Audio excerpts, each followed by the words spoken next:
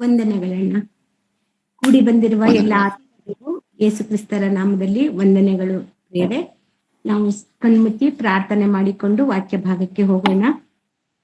ತಲೆಬಾಗಿಸಿ ಪ್ರಾರ್ಥನೆ ಮಾಡಿಕೊಳ್ಳೋಣ. ನಮ್ಮನ್ನು ಬಹಳವಾಗಿ ಪ್ರೀತಿಸುವ ಪರಲೋಕದಲ್ಲಿರುವ ತಂದೆಯಾದ ದೇವರೇ, ನಿನ್ನ ಮಹೋನ್ನತವಾದ ನಾಮಕ್ಕೆ ಸ್ತೋತ್ರವಾಗಲಿ, ಮಹಿಮೆಯಾಗಲಿ ಅಪ್ಪ. ಅಪ್ಪ ತಂದೆಯೇ, ವಿಶೇಷವಾಗಿ ಈ ಮುಂಜಾನೆಯ ಸಮಯಕ್ಕಾಗಿ ನಿನ್ನನ್ನು ಪ್ರಾರ್ಥಿಸುತ್ತೇವೆ, ಕೊಂಡಾಡುತ್ತೇವೆ ಕರ್ತನೆ. ಹೌದು, ರಾತ್ರಿ ಎಲ್ಲ ಸುಖ ನಿದ್ದೆಯನ್ನು ಕೊಟ್ಟು ಈ ಮುಂಜಾನೆಯಲ್ಲಿ ಕರ್ತನೆ ನೀವು ನಮ್ಮನ್ನು ಪ್ರೀತಿಸಿ ಇನ್ನೊಂದು ದಿನವನ್ನು ನೋಡುವಂತ ಮಹಾ ಸೌಭಾಗ್ಯ ಕೊಟ್ಟಿದ್ದಕ್ಕಾಗಿ ವಂದಿಸುತ್ತೇವೆ ತಂದೆಯೇ. ಹೌದು ರಾಜ, ಹೌದು ಅಪ್ಪ ತಂದೆಯೇ, ಎಷ್ಟೋ ಜನರು ರಾತ್ರಿ ಮಲಗಿದವರು ಎಳದೆ ಹೋಗಿದ್ದಾರಪ್ಪ. ನಮಗಾದರೂ ನೀನು ಕೃಪೆಯಿಂದ ಇನ್ನೊಂದು ದಿನವನ್ನು ನೋಡುವಂತ ಮಹಾಭಾಗ್ಯ ಕೊಟ್ಟಿದ್ದೀರಪ್ಪ. ಪ್ರತಿ ಮುಂಜಾನೆಯೂ ನಿಮ್ಮನ್ನು ಯಥಾರ್ಥವಾಗಿ ಹುಡುಕಿ ಬಂದಿರುವ ನಿನ್ನ ಮಕ್ಕಳನ್ನು ನಿಮ್ಮ ಪಾದಗಳಿಗೆ ಒಪ್ಪಿಸುತ್ತಿದ್ದೇನಪ್ಪ. ಹೌದು ಸ್ವಾಮಿ, ನಿನ್ನ ನಾಮವನ್ನು ಮಹಿಮೆಪಡಿಸುವುದಕ್ಕಾಗಿ, ನಿನ್ನನ್ನು ಘನಪಡಿಸುವುದಕ್ಕಾಗಿ, ಕೊಂಡಾಡುವುದಕ್ಕಾಗಿ ಪ್ರತಿನಿತ್ಯವೂ ನಿನ್ನ ಸನ್ನಿಧಾನದಲ್ಲಿ ಕುಳಿತು ನಿನ್ನ ವಾಕ್ಯಗಳನ್ನು ಕೇಳಿ ನಮ್ಮ ಅಂತರಂಗವನ್ನು ಶುದ್ಧಿಗೊಳಿಸಿಕೊಳ್ಳುವುದಕ್ಕಾಗಿ ಪ್ರತಿನಿತ್ಯವೂ ಹುಡುಕಿ ಬರುವ ಮಕ್ಕಳನ್ನು ನೆನಪು ಮಾಡಿಕೊಳ್ತಾನೆ. ಪ್ರತಿ ಒಬ್ಬರಿಗೂ ಅಗತ್ಯತೆಗಳು, ಅನಿವಾರ್ಯತೆಗಳು, ಆರೋಗ್ಯ ಭಾಗ್ಯ ಮತ್ತು ಆತ್ಮಿಕವಾದ ಬೆಳವಣಿಗೆಗೆ ಬೇಕಾಗಿದ್ದ ಎಲ್ಲವನ್ನೂ ನಿಮ್ಮ ಪವಿತ್ರಾತ್ಮನ ಸಹಾಯದಿಂದ ದಯಪಾಲಿಸಿ ಒಬ್ಬೊಬ್ಬರನ್ನು ಯಥೇಚ್ಛವಾಗಿ ಆಶೀರ್ವದಿಸಿ ಬಲಪಡಿಸುತ್ತೇನೆ. ಅದೇ ರೀತಿಯಾಗಿ ಮುಂಜಾನೆಯ ಸಮಯದಲ್ಲಿ ನಮ್ಮ ಆತ್ಮಿಕ ತಂದೆಯಾದ ರಾಮನವರಿಗಾಗಿ ಪ್ರಾರ್ಥಿಸುತ್ತೇನೆ. ಅವರನ್ನು ಇನ್ನಷ್ಟು ಹೆಚ್ಚಾಗಿ ಬಲಗೊಳಿಸಿ ಅವರ ಆರೋಗ್ಯವನ್ನು ಸಂಪೂರ್ಣವಾಗಿ ಗುಣ ಹೊಂದುವಂತೆ ಮಾಡಿ ಅವರನ್ನು ಇನ್ನೂ ಆತ್ಮಿಕವಾಗಿ ನಮ್ಮನ್ನು ಅಭಿವೃದ್ಧಿಪಡಿಸಲು ಬಲಗೊಳಿಸು ಎಂದು ಬೇಡಿಕೊಳ್ಳುತ್ತಾ, ಅಪ್ಪ ತಂದೆಯೇ, ಈ ದಿನ ನಾನು ಮಾತನಾಡಲು ಹೊರಟಾಗ ಕರ್ತನೆ, ನಾನು ಮಾತನಾಡುವಾಗ ನನ್ನ ಬಾಯಲ್ಲಿ ನೀವೇ ಬಾಯಾಗಿದ್ದು ನಮ್ಮ ಹೃದಯದಲ್ಲಿ ನೀನು ಏನು ಹೇಳಬೇಕೆಂದು ಪ್ರೇರೇಪಿಸುತ್ತೀಯೋ ಅದನ್ನು ಹೇಳಲು ನನಗೆ ಪವಿತ್ರಾತ್ಮನ ಸಹಾಯವನ್ನು ಕೊಟ್ಟು ಕೇಳುವಂತ ನಿನ್ನ ಮಕ್ಕಳಿಗೆ ಬೇಕಾದ ಆತ್ಮಿಕ ಜ್ಞಾನವನ್ನು ಅಪ್ಪ, ಅದೇ ರೀತಿಯಾಗಿ ತಿಳುವಳಿಕೆಯನ್ನು, ಸಾತ್ವಿಕತ್ವವನ್ನು ನೀವು ದಯಪಾಲಿಸಿ ಎಲ್ಲರನ್ನೂ ನಿಮ್ಮ ಪವಿತ್ರಾತ್ಮನ ಸಹಾಯದಿಂದ ನಡೆಸಬೇಕೆಂದು ಪ್ರಾರ್ಥಿಸುತ್ತಾ ಈ ಚಿಕ್ಕ ಪ್ರಾರ್ಥನೆಯನ್ನು ಯೇಸು ಕ್ರಿಸ್ತರ ಮುದ್ದಾದ ನಾಮದಲ್ಲಿ ಬೇಡಿ ಹೊಂದಿಕೊಂಡಿರುವೆ ನನ್ನ ತಂದೆಯೇ, ಆಮೇನ್. ಎಲ್ಲರಿಗೂ ಮತ್ತೊಮ್ಮೆ ಯೇಸು ಕ್ರಿಸ್ತರ ನಾಮದಲ್ಲಿ ವಂದನೆಗಳನ್ನು ತಿಳಿಸುತ್ತಾ ಈ ಮುಂಜಾನೆಯ ಸಮಯದಲ್ಲಿ ದೇವರು ಕೊಟ್ಟಂತ ಈ ಕೃಪೆಯ ಕಾಲದಲ್ಲಿ ನಾವು ಒಂದು ಚಿಕ್ಕ ಸಂದೇಶವನ್ನು ನೋಡಿಕೊಂಡು ಮುಂದುವರಿಸೋಣ. ಇವತ್ತಿನ ದಿನ ನಾನು ಮಾತನಾಡುತ್ತಿರುವಂತ ವಿಷಯ ಯಾಸ್ ವೆಡ್ನೆಸ್ಡೇ ಅಥವಾ ಬೂದಿ ಬುಧವಾರ. ಯಾಕಂತ ಹೇಳಿದ್ರೆ ನಾಳೆ 18ನೇ ತಾರೀಕಿನಿಂದ ನಾಳೆ 18ನೇ ತಾರೀಕು ಯಾಸ್ ವೆಡ್ನೆಸ್ಡೇ ಸ್ಟಾರ್ಟ್ ಆಗ್ತಾ ಇದೆ ಅಲ್ವಾ. ಈ ಒಂದು ಸಂದರ್ಭಕ್ಕಾಗಿ ಇದೊಂದು ಮೆಸೇಜ್ ಅನ್ನು ಮಾಡ್ತಾ ಇದ್ದೀನಿ. ಈ ಮೆಸೇಜ್ ನಲ್ಲಿ ನಾವು ಇಂಪಾರ್ಟೆಂಟ್ ಆಗಿ ನೋಡಿಕೊಳ್ತಾ ಇರೋದು ಬೂದಿ ಬುಧವಾರ ಎಂದು ಕೇಳಿದಾಗ ಈ ಪದವನ್ನು ನಾವು 66 ಪುಸ್ತಕ ಇರುವಂತ ಈ ಬೈಬಲ್ ನಲ್ಲಿ ಎಲ್ಲಿ ಹುಡುಕಿದ್ರು ಈ ಪದ ಉಲ್ಲೇಖವಾಗಿಲ್ಲ. ಆದ್ರೆ ಇಂದಿನ ಕ್ರೈಸ್ತ ಸಮಾಜದಲ್ಲಿ ಅನೇಕ ಕ್ರೈಸ್ತರು ಈ ಬೂದಿ ಬುಧವಾರ ಅಥವಾ ಭಸ್ಮ ಬುಧವಾರ ಅಥವಾ ಯಾಸ್ ವೆಡ್ನೆಸ್ಡೇ ಅನ್ನು ಒಂದು ರೀತಿಯ ಫೆಸ್ಟಿವಲ್ ಆಗಿ ಆಚರಿಸ್ತಾ ಬರ್ತಾ ಇದ್ದಾರೆ. ಯಾಕೆ ಇವರು ಈ ಹಬ್ಬವನ್ನು ಅಥವಾ ಈ ಆಚರಣೆಯನ್ನು ಮಾಡ್ತಾರೆ ಅಂತ ನೋಡುವಾಗ ಇದರ ಹಿನ್ನೆಲೆ ಏನು, ಇತಿಹಾಸದ ಹಿನ್ನೆಲೆ ಏನು, ಬೈಬಲ್ ಹಿನ್ನೆಲೆ ಏನು ಎಂಬುದನ್ನೆಲ್ಲ ನಾವು ಸ್ವಲ್ಪವಾಗಿ ನಾವು ನೋಡುತ್ತಾ ಬಂದಾಗ ನಮಗೆ ಅರ್ಥವಾಗುತ್ತೆ. ಇದೇನಾದ್ರೂ ಯಾವುದಾದ್ರೂ ಸಂಕೇತವಾಗಿದ್ಯಾ, ಯಾಸ್ ವೆಡ್ನೆಸ್ಡೇ ಅಂದ್ರೆ ಏನು, ಇದನ್ನು ಆಚರಣೆ ಮಾಡ್ಬೇಕು ಅಥವಾ ದೇವರು ಕೊಟ್ಟ ಆಚರಣೆಯೋ ಅಥವಾ ಮಾನವ ಕಲ್ಪಿತವಾದದ್ದು, ಇದನ್ನೆಲ್ಲವನ್ನು ನಾವು ಕುಲಂಕುಷವಾಗಿ ಈ ದಿನ ನಾವು ನೋಡಿಕೊಳ್ಳೋಣ. ಯಾಕಂತ ಹೇಳಿದ್ರೆ ನಮಗೆ ಗೊತ್ತಿದೆ, ಪ್ರಕಟಣೆ ಗ್ರಂಥದಲ್ಲಿ ಬರೆದಿದ್ದಾರೆ, ಬೈಬಲ್ ನಲ್ಲಿ ಒಂದನ್ನು ಸೇರಿಸಬಾರ್ದು ಮತ್ತೆ ಒಂದನ್ನು ತೆಗಿಬಾರ್ದು. ನಾವು ಬೈಬಲ್ ನಲ್ಲಿ ಏನಿದೆಯೋ ಅದನ್ನು ನಾವು ನಡೆಸಬೇಕು. ಹಾಗಾದ್ರೆ ಈ ಯಾಸ್ ವೆಡ್ನೆಸ್ಡೇ ಬಗ್ಗೆದಲ್ಲಿ ನಾವು ಸ್ವಲ್ಪ ತಿಳ್ಕೊಳ್ಳೋಣ. ಮೊದಲನೇದಾಗಿ ಈ ಬೂದಿ ಬುಧವಾರ ಎಂದ್ರೇನು ಅಂತೇಳಿ ನಾವು ಕ್ವಶನ್ ಹಾಕೊಳ್ಳೋದಾದ್ರೆ, ನಮಗೆ ಯಾಸ್ ವೆಡ್ನೆಸ್ಡೇ ಅನ್ನು ಕನ್ನಡದಲ್ಲಿ ಬೂದಿ ಬುಧವಾರ ಅಥವಾ ಭಸ್ಮ ಬುಧವಾರ ಅಂತಾನೂ ಕರೀತಾರೆ.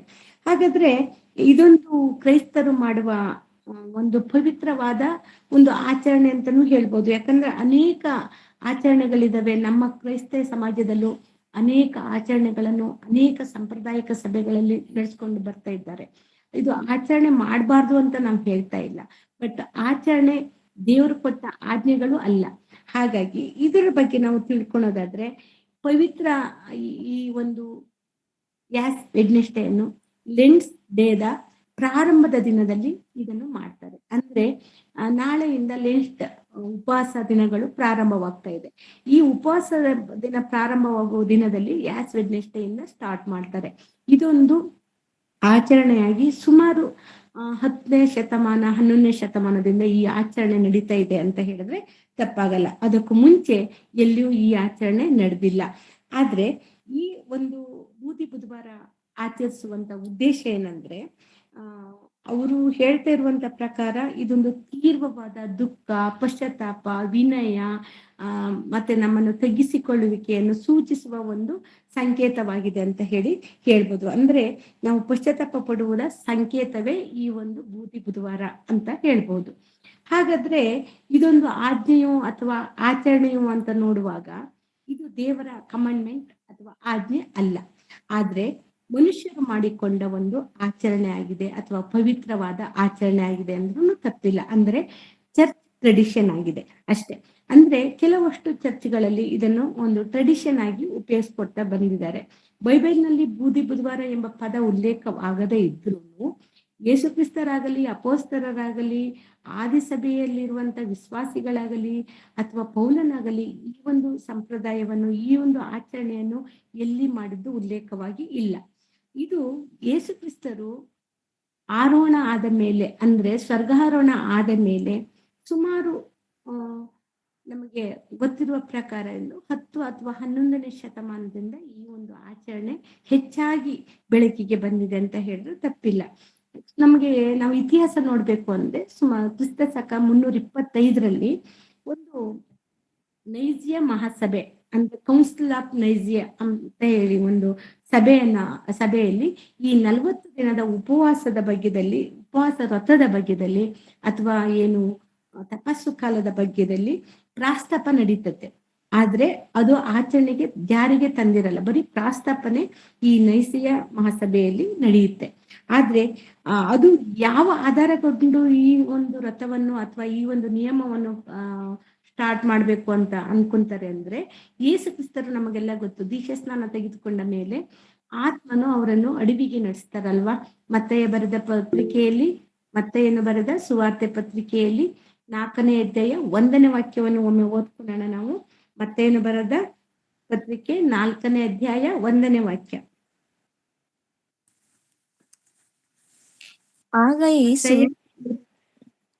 ಆಗ ಯೇಸು ಸೈತಾನನಿಂದ ಶೋಧಿಸಲ್ಪಡುವುದಕ್ಕಾಗಿ ಆತ್ಮನು ಆತನನ್ನು ಅಡವಿಗೆ ಒಯ್ದನು.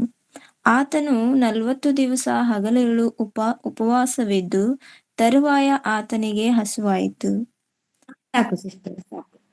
ಆಗ ಯೇಸು ಸೈತಾನಿಂದ ಶೋಧಿಸಲ್ಪಡುವುದಕ್ಕಾಗಿ ಆತ್ಮನು ಆತನನ್ನು ಅಡವಿಗೆ ಒಯ್ದನು. ಆತನು 40 ದಿವಸ ಹಗಲಿರುಳು ಉಪವಾಸವಿದ್ದ ತರುವಾಯ ಆತನಿಗೆ ಹಸಿವಾಯಿತು. ಈ ಒಂದು ವಾಕ್ಯವನ್ನು ಆಧಾರ ಮಾಡಿಟ್ಟುಕೊಂಡು ಅಂದ್ರೆ ಯೇಸು ಸ್ವಾಮಿಯು ದೀಕ್ಷಾಸ್ನಾನ ಹೊಂದಿದ ಮೇಲೆ ಪವಿತ್ರಾತ್ಮರು ಅವ್ರ ಮೇಲೆ ಇಳಿಯುತ್ತಾರೆ. ಅದು ನಾವು 3ನೇ ಅಧ್ಯಾಯದಲ್ಲಿ ಸಂಪೂರ್ಣವಾಗಿ ಮತ್ತೆ 3ನೇ ಅಧ್ಯಾಯದಲ್ಲಿ ನಾವು ಅದನ್ನು 3ನೇ ಅಧ್ಯಾಯ 1ರಿಂದ ನಾವು ಓದುವಾಗ ಕಂಪ್ಲೀಟ್ ಆಗಿ ಗೊತ್ತಾಗುತ್ತೆ. ಅವ್ರು ದೀಕ್ಷಾ ಸ್ನಾನ ಮಾಡಿಸ್ಕೊಂಡದ್ದು 13ನೇ ಅಧ್ಯಾಯದಲ್ಲಿ ನಾವು ಯೋಹನ್ನಿಂದ ಅವರು ದೀಕ್ಷಾ ಸ್ನಾನ ಮಾಡಿಸ್ಕೊಂಡು ನೋಡಿದೀವಿ. ಅವರು ದೀಕ್ಷಾ ಸ್ನಾನ ಮಾಡ್ಕೊಂಡು ಎದ್ದ ಮೇಲೆ ಅವರ ದೇವರ ಆತ್ಮವು ಅವ್ರ ಮೇಲೆ, ದೇವರಾತ್ಮ ಪವಿತ್ರಾತ್ಮ ಅಂದ್ರು ಒಂದೇ, ದೇವರಾತ್ಮ ಅಂದ್ರು ಒಂದೇ, ಪರಿಶುದ್ಧಾತ್ಮ ಅಂದ್ರೂ ಒಂದೇ. ದೇವರ ಆತ್ಮನು ಅವರನ್ನು ಶೋಧಿಸುವುದಕ್ಕೋಸ್ಕರವಾಗಿ ಅಡವಿಗೆ ನಡೆಸುತ್ತೆ. ಆ ಅಡವಿಗೆ ನಡೆಸಿದಾಗ ಸುಮಾರು 40 ದಿನ ಹಗಲಿರುಳು ಊಟ, ಆಹಾರ, ನೀರು ಏನನ್ನು ಅವರು ಕುಡ್ದಿಲ್ಲ. ಆಮೇಲೆ ಅವರಿಗೆ ಹಸಿವಾಗುತ್ತೆ. ಇದನ್ನ ಆಧಾರವಾಗಿ ಇಟ್ಕೊಂಡು ಈ ಲೆಂಟ್ ಡೇ ಸ್ಟಾರ್ಟ್ ಮಾಡ್ತಾರೆ. ಈ ಲೆಂಟ್ ಡೇ ಅಂದ್ರೆ 40 ದಿನದ ಉಪವಾಸದ ವ್ರತ ಅಥವಾ ತಪಸ್ಸು ಕಾಲ. ಇದರ ಹಿನ್ನೆಲೆ ಆರಂಭಿಸುವುದು ಯಾಸ್ ವೆಡ್ನೆಸ್ಡೇ ಇಂದ. ಹಾಗಾಗಿ ನಾವು ಇದನ್ನ ಮುಖ್ಯವಾಗಿ ನಾವು ಇದನ್ನ ಆಲೋಚನೆ ಮಾಡ್ಬೇಕಾಗಿ ಬಂದಿದೆ. ಇಲ್ಲಿ ಕ್ರಿಸ್ತ ಶಕ 6ನೇ ಶತಮಾನದಲ್ಲಿ ನಾವು ಲೆಂಟ್ ಡೇ ಅಧಿಕೃತವಾಗಿ ಆಚರಣೆಗೆ ಬಂದಿದ್ದು ಕ್ರಿಸ್ತ ಶಕ 6ನೇ ಶತಮಾನದಲ್ಲಿ ಲೆಂಟ್ ಡೇ ಆಚರಣೆಗೆ ಬಂತು. ಅದು ಯಾರ ಮೂಲಕ ಬಂತು ಅಂದ್ರೆ ರೋಮನ್ ಕ್ಯಾಥಲಿಕ್ ಪೋಪ್ ಗ್ರೆಗರಿ ಎನ್ನುವ ಒಬ್ಬ ಪೋಪ್ನಿಂದ ಈ ಒಂದು ಆಚರಣೆ ಜಾರಿಗೆ ಬಂದಿದ್ದು. ರೋಮನ್ ಕ್ಯಾಥಲಿಕ್ ಸಭೆಯ ಪೋಪ್ ಗ್ರೆಗರಿ ಎಂಬುವರು ಬೂದಿ ಬುಧವಾರದಿಂದ ಲೆಂಟ್ ಡೇ ಒಂದು ಪ್ರಾರಂಭ ಆಗ್ಬೇಕು ಅಂತೇಳಿ ಅಂದ್ರೆ ಭಾನುವಾರವನ್ನು ಹೊರತುಪಡಿಸಿ 40 ದಿನ ಲೆಕ್ಕಾಚಾರವನ್ನು ಮಾಡಿ ಈ ಲೆಂಟ್ ಉಪವಾಸ ದಿನಗಳನ್ನು ಪ್ರಾರಂಭಿಸುವುದು ಗ್ಯಾಸ್ ವೆಡ್ನೆಸ್ಡೇ ಅಥವಾ ಬೂದಿ ಬುಧವಾರದಿಂದ ಅನ್ನೋದು ಅಧಿಕೃತವಾಗಿ ಅವರು ಘೋಷಣೆ ಮಾಡ್ತಾರೆ. ಆ ಅಧಿಕೃತವಾದ ಘೋಷಣೆ ಮಾಡಿ ರೋಮನ್ ಕ್ಯಾಥಲಿಕ್ ನಲ್ಲಿ ಇದು ನಡೆಸ್ಕೊಂಡು ಬರ್ತಾ ಇರ್ತಾರೆ. ಆ ನಂತರ ಹಲವಾರು ಪ್ರೊಟೆಸ್ಟೆಂಟ್ ಸಭೆಗಳಲ್ಲೂ ಸಹ ಈ ಆಚರಣೆಯನ್ನು ಮುಂದರ್ಸ್ಕೊಂಡು ಬಂದಿದ್ದಾರೆ. ಇವತ್ತು ನಾವು ನೋಡ್ಬೇಕು ಅಂದ್ರೆ ಸುಮಾರು 90% ಸಭೆಗಳಲ್ಲಿ 100 ಅಲ್ಲಿ ಸುಮಾರು 90% ಸಭೆಗಳಲ್ಲಿ ಈ ಆಚರಣೆಯನ್ನು ಮಾಡ್ತಾ ಇದ್ದಾರೆ. ಇದು ಸರಿನೋ ತಪ್ಪೋ ಅನ್ನುವಂತ ತೀರ್ಮಾನ ನಮಗೆ ಬೇಡ, ಆದ್ರೆ ಇದ್ರ ಹಿನ್ನೆಲೆಯನ್ನು ನಾವು ತಿಳ್ಕೊಳ್ಳೋಣ. ದೇವ್ರು ಏನ್ ಹೇಳಿದ್ದಾನೆ ಅದನ್ನು ಮಾತ್ರ ನಾವು ಮಾಡೋಣ. ಓಕೆನಾ? ಹಾಗಾದ್ರೆ ಈ ಬೂದಿ ಬುಧವಾರದ ಮುಖ್ಯ ಅರ್ಥ ಏನು, ಅಥವಾ ಈ ಆಚರಣೆಯ ಒಂದು ಅರ್ಥವನ್ನು, ಆಚರಣೆ ಯಾಕೆ ಮಾಡ್ತಾರೆ, ಏನು ಅದ್ರ ಹಿನ್ನೆಲೆ ಏನು ಎಲ್ಲವನ್ನು ಸ್ವಲ್ಪ ನಾವು ಮೆಲುಕು ಹಾಕುವುದಾದ್ರೆ ಇದಕ್ಕೆ ಮೊದಲನೇದಾಗಿ ನಾವು ಇದರ ಬೂದಿ ಬುಧವಾರ ಅನ್ನೋದು ಒಂದು ಬೂದಿ ಹಚ್ಚುವ ಸಂಪ್ರದಾಯ. ಇದು ಬೂದಿ ಬುಧವಾರ ಅನ್ನೋದು ಬೂದಿ ಹಚ್ಚುವ ಒಂದು ಸಂಪ್ರದಾಯ. ಹೇಗೆ ಈ ಬೂದಿ ಹಚ್ಚುತ್ತಾರೆ ಅಂದ್ರೆ, ಈ ದಿನ ಚರ್ಚ್ಗಳಲ್ಲಿ ಪಾದ್ರಿಗಳು ಭಕ್ತರ ಹಣೆಯ ಮೇಲೆ, ಅಂದ್ರೆ ವಿಶ್ವಾಸಿಗಳ ಹಣೆ ಮೇಲೆ ಬೂದಿ ಅಂದ್ರೆ ಒಂದು ಗರಿಗಳ ಸುಟ್ಟಿರುವ ಒಂದು ಬೂದಿಯನ್ನು ಅದನ್ನ ಸಿಲಿಬೆ ಆಕಾರದಲ್ಲಿ ಹಣೆಗೆ ಆಕಾರವನ್ನು ಹಚ್ಚುತ್ತಾರೆ. ಹಚ್ಚುವಾಗ ಮಣ್ಣಿನಿಂದ ಬಂದ ದೇಹ ಪುನಃ ಮಣ್ಣಿಗೆ ಸೇರುತ್ತಾರೆ ಅನ್ನೋದು ನಾವು ಆದಿಕಾಂಡ 3ನೇ ಅಧ್ಯಾಯ 19ನೇ ವಾಕ್ಯವನ್ನು ಒಮ್ಮೆ ಓದುದಾದ್ರೆ, ಆ ವಾಕ್ಯವನ್ನು ಹೇಳಿಕೊಂಡು ಅವರು ನಮ್ಮ ಹಣೆಯ ಮೇಲೆ ಒಂದು ಸಿಲಿಬೆ ಆಕಾರವನ್ನು ಗುರುತಿರ್ತಾರಂತೆ. ನೀವು ಆದಿಕಾಂಡ 3ನೇ ಅಧ್ಯಾಯ 19ನೇ ವಾಕ್ಯವನ್ನು ಒಮ್ಮೆ ಓದಿ. ಆದಿಕಾಂಡ 3ನೇ ಅಧ್ಯಾಯ 19ನೇ ವಾಕ್ಯ. ನೀನು ತಿರುಗಿ ಮಣ್ಣಿಗೆ ಸೇರುವ ತನಕ ಬೆವರಿಡುತ್ತಾ ಬೇಕಾದ ಆಹಾರವನ್ನು ಸಂಪಾದಿಸಬೇಕು. ನೀನು ಮಣ್ಣಿನಿಂದ ತೆಗೆಯಲ್ಪಟ್ಟವನಲ್ಲವೋ, ನೀನು ಮಣ್ಣೆ, ಪುನಃ ಮಣ್ಣಿಗೆ ಸೇರತಕ್ಕವನಾಗಿದ್ದಿ ಎಂದು ಹೇಳಿದನು. Okay, thank you sister. ಇಲ್ಲಿ ಇದನ್ನೇ ಪಾತ್ರಿಗಳು ಮುಖ್ಯವಾಗಿ ಇಟ್ಕೊಂತಾರೆ ಆಧಾರವಾಗಿ. ಏನಂದ್ರೆ, ಈ ಮನುಷ್ಯ ಏನೇ ಮಾಡಿದ್ರು ಅವನು ಪುನಃ ಮಣ್ಣಿಗೆ ಹೋಗಿ ಸೇರ್ಬೇಕು. ಯಾಕಂದ್ರೆ ಮಣ್ಣಿನಿಂದ ಬಂದ ಮಾನವ ಪುನಃ ಮಣ್ಣಿಗೆ ಸೇರುತ್ತಾನೆ. ನಾವು ಸತ್ತ ಮೇಲೆ ನಮ್ಮ ದೇಹ ಮಣ್ಣಿಗೆ ಸೇರುತ್ತೆ, ಆತ್ಮ ಮಾತ್ರ ದೇವರ ಬಳಿ ಹೋಗುತ್ತೆ ಅನ್ನೋದನ್ನು ನಾವು ಕೇಳಿದ್ದೇವೆ. ಹಾಗಾಗಿ ಇದನ್ನ ಆಧಾರವಾಗಿಟ್ಕೊಂಡು ನಶ್ವರವಾದ ಈ ದೇಹ, ಅಂದ್ರೆ ಈ ಮನುಷ್ಯನ ದೇಹ ನಶ್ವರವಾಗಿದ್ದು ದೇವರಿಲ್ಲದೆ ಏನನ್ನೂ ಮಾಡ್ಲಿಕ್ಕೆ ಸಾಧ್ಯ ಇಲ್ಲ, ಇವನು ಶೂನ್ಯ ಅನ್ನುವಂತ ಒಂದು ಅರ್ಥದಲ್ಲಿ ಈ ಆಚರಣೆಯನ್ನು ಅವರು ತಂದಿದ್ದಾರೆ. ಅಂದ್ರೆ ಬೂದಿ ಧೂಳು ಇದನ್ನ ಯಾವ್ದಕ್ಕೆ ಹೋಲಿಸ್ತೀವಂದ್ರೆ, ಏನು ಅಲ್ಲ. ಮನುಷ್ಯನನ್ನು ಧೂಳಿಗೆ ಬೂದಿಗೆ ಹೋಲಿಸಿದನಂದ್ರೆ ಏನು ಅಲ್ಲ, ಅಂದ್ರೆ ನಶ್ವರವಾಗಿದ್ದು ದೇವರನ್ನು ಬಿಟ್ರೆ ನಮ್ಮ ಬದುಕು ಶೂನ್ಯ ಎಂಬುವಂತ ಒಂದು ಆಚರಣೆಯನ್ನು, ಅವರ ನಂಬಿಕೆಯನ್ನು ಇಲ್ಲಿ ನಾವು ಈ ತಪಸ್ಸು ಕಾಲದಲ್ಲಿ ನಾವು ನೆನಪು ಮಾಡ್ಕೊಂತೀವಿ ಅನ್ನೋದನ್ನು ಸೂಚಿಸ್ತಾರೆ. ಇದರ ಅರ್ಥ, ಮನುಷ್ಯ ಮಣ್ಣನಾಗಿದ್ದಾನೆ, ತಾನು ದೇವರಿಲ್ಲದೆ ಶೂನ್ಯ ಎಂಬ ನೆನಪು ಮಾಡಿಕೊಳ್ಳುವುದಕ್ಕಾಗಿ ಈ ವಾಕ್ಯವನ್ನು, ಅಂದ್ರೆ ಆದಿಕಾಂಡ 3ನೇ ಅಧ್ಯಾಯ 19ನೇ ವಾಕ್ಯವನ್ನು ಅವರು ಪಠನೆ ಮಾಡುತ್ತಾ ಇದನ್ನ ಹಚ್ಚುತ್ತಾರಂತೆ. ಅಂದ್ರೆ ಇದೊಂದು ತ್ಯಾಗದ ಸಂಕೇತವಾಗಿಯೂ ಸಹ ಇದೆ. ಏನಂದ್ರೆ, ಈ ಆಚರಣೆಯನ್ನು ಮಾಡುವಾಗ ಕೇವಲ ಇದು ಒಂದು ಆಚರಣೆ ಅಲ್ಲ, ಅವರಿಗೆ ಅದೊಂದು ಬಲವಾದ ನಂಬಿಕೆ. ತಮ್ಮ ಪಾಪಗಳಿಗಾಗಿ ಪಶ್ಚಾತ್ತಾಪ ಪಡುವ, ಅಂದ್ರೆ ಮೋಜು ಮಸ್ತಿ, ಇಷ್ಟವಾದ ಆಹಾರ ಪದಾರ್ಥಗಳನ್ನು ಬಿಡುವುದು, ಮತ್ತೆ ಪ್ರಾರ್ಥನೆಯಲ್ಲಿರುವುದು, ಅದೇ ರೀತಿಯಾಗಿ ಉಪವಾಸ ಪ್ರಾರಂಭವಾಗುವಂತ ದಿನ, ಅದೇ ರೀತಿ ದಾನ ಧರ್ಮಗಳನ್ನು ಮಾಡುವುದು. ಅಂದ್ರೆ ಸಾಕಷ್ಟು ಇವರು ಈ ಬಲಿ ಪೂಜಾ ಅಥವಾ ತಪಸ್ಸು ಕಾಲಕ್ಕೆ ಆರಂಭದ ದಿನದಿಂದ 40 ದಿನಗಳು ಒಂದು ಉಪವಾಸ ವ್ರತವನ್ನು ಮಾಡುವಂತ, ಅಂದ್ರೆ ತ್ಯಾಗಮಯವಾದ ಒಂದು ಜೀವಿತವನ್ನು ಮಾಡ್ತೇವೆ ಅನ್ನುವಂತ ಒಂದು ಬಲವಾದ ನಂಬಿಕೆ ಅವರಿಗೆ. ಆದ್ರೆ ಇದು ಅವರ ತ್ಯಾಗದ ಒಂದು ಸಂಕೇತವಾಗಿ ಈ ಗ್ಯಾಸ್ ವೆಡ್ನೆಸ್ಡೇಯನ್ನು ಆಚರಿಸ್ತಾರೆ. ಈ ತ್ಯಾಗದ ಸಂಕೇತವಾಗಿ ಬಲಿಪೂಜಾ ಅಥವಾ ಲೆನ್ಸ್ ಆರಂಭದ ದಿನವನ್ನು ಇಲ್ಲಿ ಒಂದು ಶಿಲುಬೆಯ ಗುರುತನ್ನು ಹಣೆಯ ಮೇಲೆ ಹಚ್ಚುವ ಮೂಲಕ, ಬೂದಿಯ ಮೂಲಕ ಹಚ್ಚುವ ಮೂಲಕವಾಗಿ ಈ ಒಂದು ಕಾರ್ಯಕ್ರಮದ ಆಚರಣೆಯನ್ನು ಜಾರಿಗೆ ತರ್ತಾರೆ. ಇದು ಅನೇಕ ಸಭೆಗಳಲ್ಲಿ ನಡೆಯುತ್ತೆ. ಇನ್ನು ಕೆಲವರು ಬೇರೆ ಬೇರೆ ರೀತಿಯಾಗಿನೂ ಮಾಡ್ತಾರೆ. ಕೆಲವರು ಬೂದಿಯನ್ನು ಭಸ್ಮ ಅಂದ್ರೆ ಬೂದಿಯನ್ನು ಚುಮಿಸ್ತಾರೆ, ಕೆಲವರು ಹಣೆ ಮೇಲೆ ಗುರುತಿಡ್ತಾರೆ. ಈ ರೀತಿಯಾಗಿ ಅದೊಂದು ಸಂಪ್ರದಾಯವಾಗಿ ಬಂದಿದೆ. ಇದು ಪೂರ್ವ ಆಚರಣೆ. ಇದು ಹೇಗೆ ಪೂರ್ವ ಆಚರಣೆ ಅಂತ ಹೇಳಿದ್ರೆ, ಪೂರ್ವ ಆಚರಣೆ ಅಂದ್ರೆ ನಾವು ಪ್ರತಿ ವರ್ಷ ಪಾಮ್ ಡೇ ಅನ್ನು ಆಚರಿಸ್ತಾರೆ, ಗೊತ್ತಲ್ವಾ? ಪಾಮ್ ಸಂಡೇ ಅಂತೇಳಿ ಬರುತ್ತೆ. ಪಾಮ್ ಸಂಡೇ ಯಾವಾಗ ಬರುತ್ತೆ ಅಂದ್ರೆ, ಈಸ್ಟರ್ ಹಿಂದಿನ ಈಸ್ಟರ್ ಸಂಡೇ ಹಿಂದಿನ ಸಂಡೇನು ಪಾಮ್ ಸಂಡೇ ಅಂತೇಳಿ ನಾವು ಕರಿತೀವಿ. ಆ ಪಾಮ್ ಸಂಡೇಯಲ್ಲಿ ಇದು ಸಹ ಒಂದು ಮನುಷ್ಯ ಕಲ್ಪಿತವಾದ ಆಚರಣೆ ವಿನಃ ಇದು ದೇವರ ಆಜ್ಞೆ ಅಲ್ಲ. ಇಲ್ಲಿ ಬರುವಂತ ಯಾವುದು ಸಹ ಒಂದು ದೇವರು ಕೊಟ್ಟ ಆಜ್ಞೆ ಅಲ್ಲ. ಅದನ್ನು ನಾವು ನೆನ್ಪಿಟ್ಕೊಳ್ಳೋಣ. ಈ ಪಾಮ್ ಸಂಡೇ ದಿನ ಏನ್ ಮಾಡ್ತಾರೆ ಅಂದ್ರೆ ಈಸ್ಟರ್ ಹಿಂದಿನ ಸಂಡೇ ದಿನ ಆ ಗರಿಗಳ ಹಬ್ಬ ಅಂತ ಒಂದು ಬರುತ್ತೆ. ಆ ಗರಿಗಳ ಹಬ್ಬದಲ್ಲಿ ಅದನ್ನ ಮುಂದೆ ಎಕ್ಸ್ಪ್ಲೇನ್ ಮಾಡೋಣ. ಸ್ವಲ್ಪವಾಗಿ ನಾನು ನಿಮಗೆ ಅದನ್ನು ಎಲ್ಲಿಂದ ಬಂತು ಈ ಬೂದಿ ಅನ್ನುವಂತ ವಿಷಯಕ್ಕೆ ನಾನು ಮಾತಾಡ್ತಾ ಇದ್ದೀನಿ. ಈ ಪಾಮ್ ಸಂಡೆ ದಿನ ಗರಿಗಳ ಹಬ್ಬ ಹೊಸನ್ನ ಅಂತ ಹೇಳಿ ಖರ್ಜೂರದ ಗರಿಯನ್ನು ಹಿಡ್ಕೊಂಡು ಯೇಸು ಸ್ವಾಮಿಯನ್ನು ಅಂದ್ರೆ ಯೇಸು ಸ್ವಾಮಿ ಯೆರೂಸಲೇಮ್ ಪಟ್ಟಣಕ್ಕೆ ಪ್ರವೇಶ ಮಾಡಿದಾಗ ಅರಸನಾಗಿ ಬರ್ತಾ ಇದ್ದಾನೆ ಅಂತ ಹೇಳಿ ಕತ್ತೆಯ ಮೇಲೆ ಬರುವಾಗ ಒಂದು ಗರಿಗಳ ಹಬ್ಬವನ್ನು ಮಾಡ್ತಾರೆ. ಆ ಹಬ್ಬದಲ್ಲಿ ಮಾಡುವಂತ ಗರಿಗಳನ್ನು ಇಟ್ಕೊಂಡು ಹೊಸನ್ನ ಅಂತ ಹೇಳ್ಕೊಂಡು ಹೋಗ್ತಾ ಇರ್ತಾರಲ್ವಾ. ಅದು ಸುಮಾರು 4 ಸುವಾರ್ಥ ಪುಸ್ತಕಗಳಲ್ಲೂ ಸಹ ಅದನ್ನು ಕೂಲಂಕುಷವಾಗಿ ಬರ್ಸಿದ್ದಾರೆ. ಅದನ್ನ ಆ ರೀತಿಯಾಗಿ ಗರಿಗಳ ಹಬ್ಬವನ್ನು ಮಾಡುವಾಗ ಖರ್ಜೂರದ ಗರಿಗಳನ್ನು ಇಟ್ಕೊಂಡು ಹೋಗ್ತಾ ಇರುವಂತ ಅದೇ ಗರಿಗಳನ್ನು ಹಿಂದಿನ ವರ್ಷದ ಹಬ್ಬದಲ್ಲಿ ಆಚರಣೆಯಲ್ಲಿ ಮಾಡಿದ ಗರಿಗಳನ್ನು ಸೇಕರಣೆ ಮಾಡ್ಬಿಟ್ಟು ಈ ಚರ್ಚ್ಗಳಲ್ಲಿ ಏನ್ ಮಾಡ್ತಾರೆ, ಅದನ್ನು ಈ ಯಾಸ್ ವೆಡ್ನೆಸ್ಡೇ ಡೇ ದಿನ ಅದನ್ನ ಸುಟ್ಟು ಬೂದಿ ಮಾಡಿ ಅದಕ್ಕೆ ಪವಿತ್ರ ಜಲ ಅಥವಾ ಏನು ಆಲಿವ್ ಆಯಿಲ್ ಅನ್ನು ಸ್ವಲ್ಪ ಮಿಕ್ಸ್ ಮಾಡಿ ಅದನ್ನ ಹಣೆ ಮೇಲೆ ಆ ಬೂದಿಯನ್ನು ಹಚ್ಚುತ್ತಾರೆ. ಇದು ಒಂದು ಸಂಪ್ರದಾಯ. ಇದ್ರ ಅರ್ಥ ಏನು ಅಂತ ಹೇಳಿದ್ರೆ, ಈ ವೈಭವ ಮನುಷ್ಯನ ಎಷ್ಟೇ ವೈಭವ ಇದ್ರುನು, ಎಷ್ಟೇ ಸಂಪತ್ತಿದ್ರುನು, ಎಷ್ಟೇ ಆತನು ಮೆರೆದರು ಒಂದು ದಿನ ಅದು ಎಲ್ಲ ವ್ಯರ್ಥ ಅನ್ನುವಂತ ಒಂದು ಪೂರ್ವ ಒಂದು ಆಚರಣೆಯೊಂದಿಗೆ ಇದನ್ನು ಮಾಡ್ತಾರೆ. ಅಂದ್ರೆ ಮನುಷ್ಯನು ಇದನ್ನು ಎಷ್ಟೇ ಅವನು ಅಭಿವೃದ್ಧಿ ಹೊಂದಿ ಅವನು ಎಷ್ಟೇ ಸಂಪತ್ತು ಮಾಡ್ಲಿ, ಅವನು ಯಾಗೆ ವೈಭವದಿಂದ ಜೀವನ ಮಾಡಿದನು ಒಂದು ದಿನ ಆತನು ಮಣ್ಣಿಗೆ ಸೇರ್ಬೇಕು.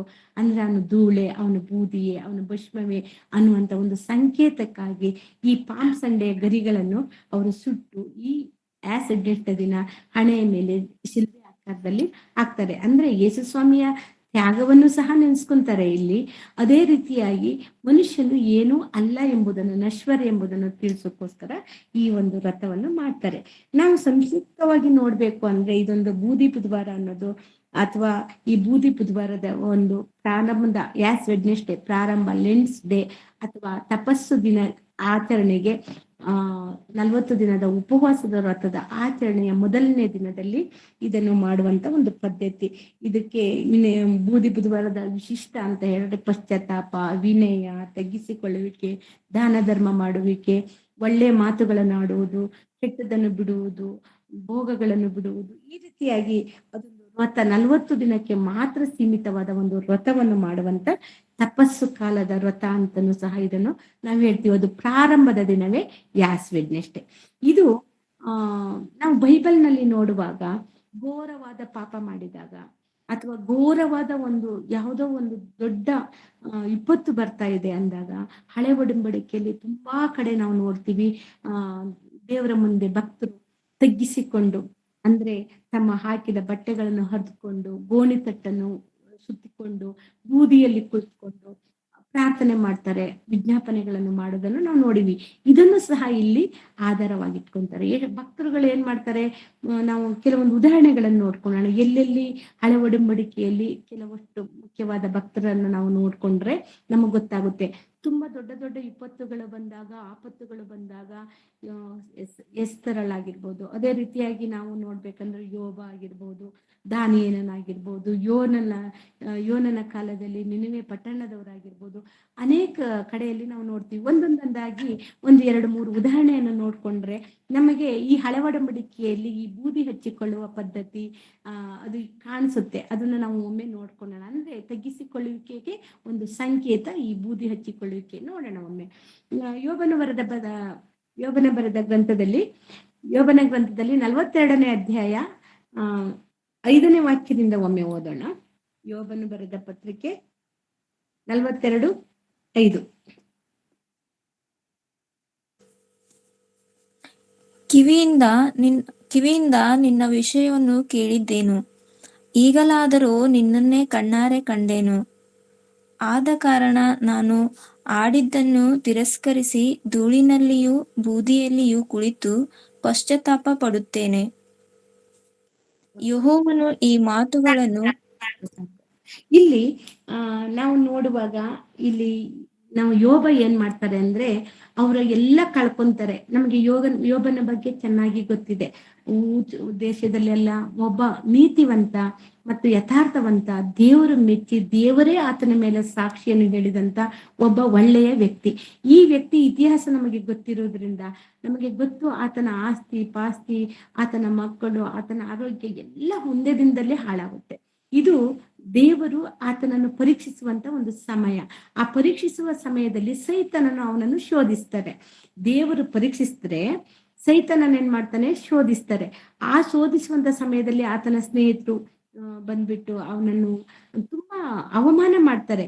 ಇಲ್ಲಿ ಆತನನ್ನು ಸಂತೈಸ್ಬೇಕಾದ ಸ್ನೇಹಿತರು ಅವನ್ ಏನ್ ಮಾಡ್ತಾರೆ, ಅವಮಾನ ಮಾಡ್ತಾರೆ. ಆಗ ಅವನು ವಾದಿಸ್ತಾನೆ.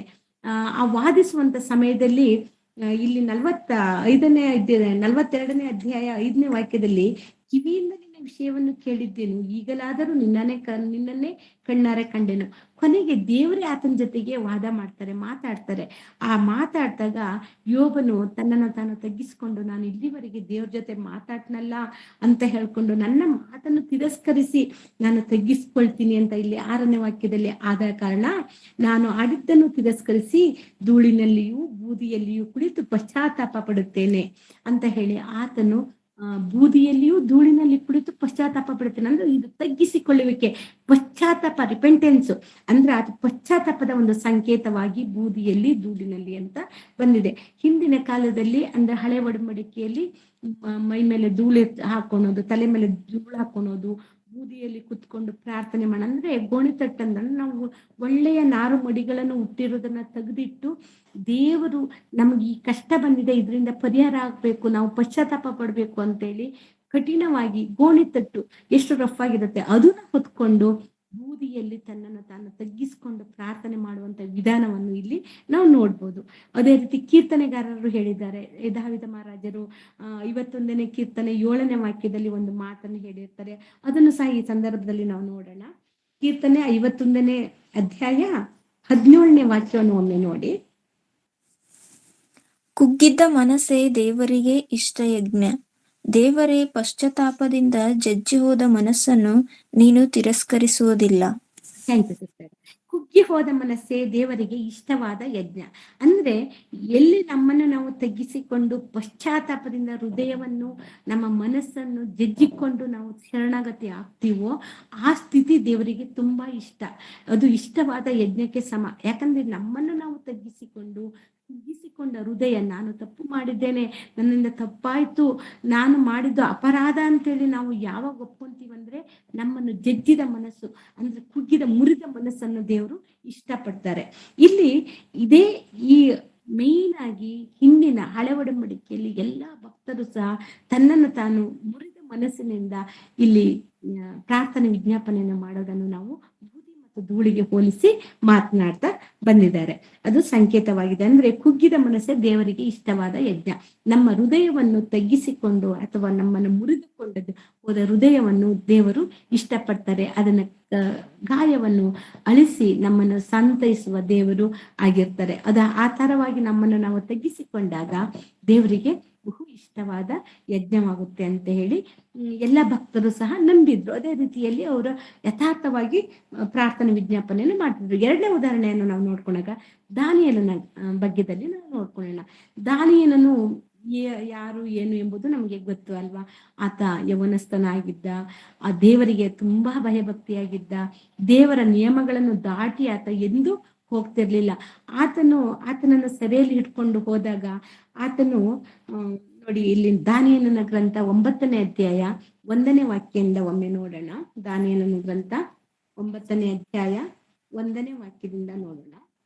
ಅಹಷ್ವೇರೋಷನ ಮಗನು, ಮೇದ್ಯ ವಂಶದವನು, ಕಸ್ದೀಯ ರಾಜ್ಯದ ದೊರೆತನವನ್ನು ಹೊಂದಿದ್ದವನು ಆದ ದರ್ಯಾವೇಶನ ಆಳಿಕೆಯ 1ನೇ ವರ್ಷದಲ್ಲಿ ದಾನಿಯೇಲನಾದ ನಾನು ಶಾಸ್ತ್ರಗಳನ್ನು ಪರೀಕ್ಷಿಸಿ ಯೆಹೋವನು ಪ್ರವಾದಿಯಾದ ಯೆರೆಮೀಯನಿಗೆ ದಯಪಾಲಿಸಿದ ವಾಕ್ಯಾನುಸಾರ ಯೆರೂಸಲೇಮು ಹಾಳು ಬಿದ್ದಿರಬೇಕಾದ ಪೂರ್ವಕಾಲದ ವರ್ಷಗಳ ಸಂಖ್ಯೆ 70 ತಿಳಿದು ಉಪವಾಸವಿದ್ದು ಗೋಣಿತಟ್ಟು ಸುತ್ತಿಕೊಂಡು ಬೂದಿ ಬಳಿದು ಬೂದಿ ಬಳಿದುಕೊಂಡು ಕರ್ತನಾದ ದೇವರ ಕಡೆಗೆ ಮುಖವೆತ್ತಿ ಪ್ರಾರ್ಥನೆ ವಿಜ್ಞಾಪನೆಗಳಲ್ಲಿ ನಿರತನಾದೆನು.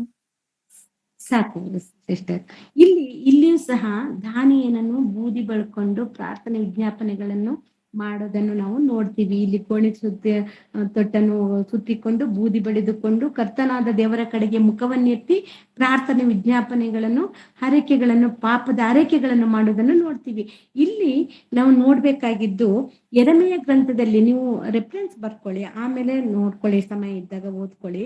ಯೆರೆಮೀಯನ ಪತ್ರಿಕೆಯಲ್ಲಿ, ಯೆರೆಮೀಯ ಪ್ರವಾದನ ಗ್ರಂಥದಲ್ಲಿ 25ನೇ ಅಧ್ಯಾಯದಲ್ಲಿ ನಾವು 8ನೇ ವಚನದಿಂದ 14ನೇ ವಚನದವರೆಗೆ ಹೋದ್ರೆ, ದೇವರು ಈ ಇಸ್ರಾಯೇಲರು ಎಷ್ಟು ಮೊಂಡರು, ದೇವರು ಯೆರೆಮೀಯನ ಪ್ರವಾದಿಯ ಮೂಲಕವಾಗಿ ದೇವರು ಮಾತಾಡ್ತಿರ್ತಾರೆ, ನಿಮಗೆ ವಿಪತ್ತು ಬರುತ್ತೆ, ನೀವು ಕಿವುಡರಾಗಿದ್ದೀರಿ, ನನ್ನ ಮಾತಿಗೆ ವಿಧೇಯರಾಗ್ತಾ ಇಲ್ಲ ಅಂತ ಹೇಳ್ಕೊಂಡು ದೇವ್ರು ಮಾತಾಡ್ತಿದ್ದನ್ನು ನಾವು ಯೆರೆಮೀಯ ಗ್ರಂಥದಲ್ಲಿ ನಾವು ನೋಡ್ತೀವಿ.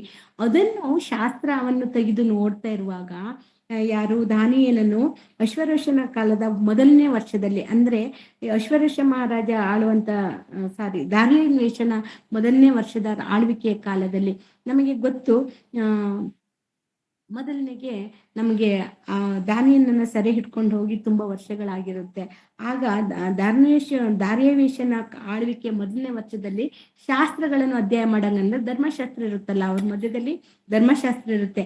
ಆ ಧರ್ಮಶಾಸ್ತ್ರವನ್ನು ಅಧ್ಯಯನ ಮಾಡುವಾಗ ಅವರಿಗೆ ಸಿಕ್ಕಿರುವುದು ಏನು, ಈ ಯೆರೆಮೀಯ ಗ್ರಂಥವನ್ನು ಓದ್ತಾ ಇರೋಷ್ಟೊತ್ತಿಗೆ ಅವರಿಗೆ ಅರ್ಥ ಆಗುತ್ತೆ, ನಾವು ಬ್ಯಾಬಿಲೋನ್ ಸಾಮ್ರಾಜ್ಯದಲ್ಲಿ 70 ವರ್ಷ ಆಳಾಗಿ ಗುಲಾಮರಾಗಿ ಇರ್ಬೇಕು ಅಂತ ದೇವರ ಸಂಕಲ್ಪ. ಇದು 70 ವರ್ಷದ ದೀರ್ಘ ಕಾಲ ಅನ್ನೋದು ಅವ್ರಿಗೆ ಅರ್ಥ ಆಗುತ್ತೆ.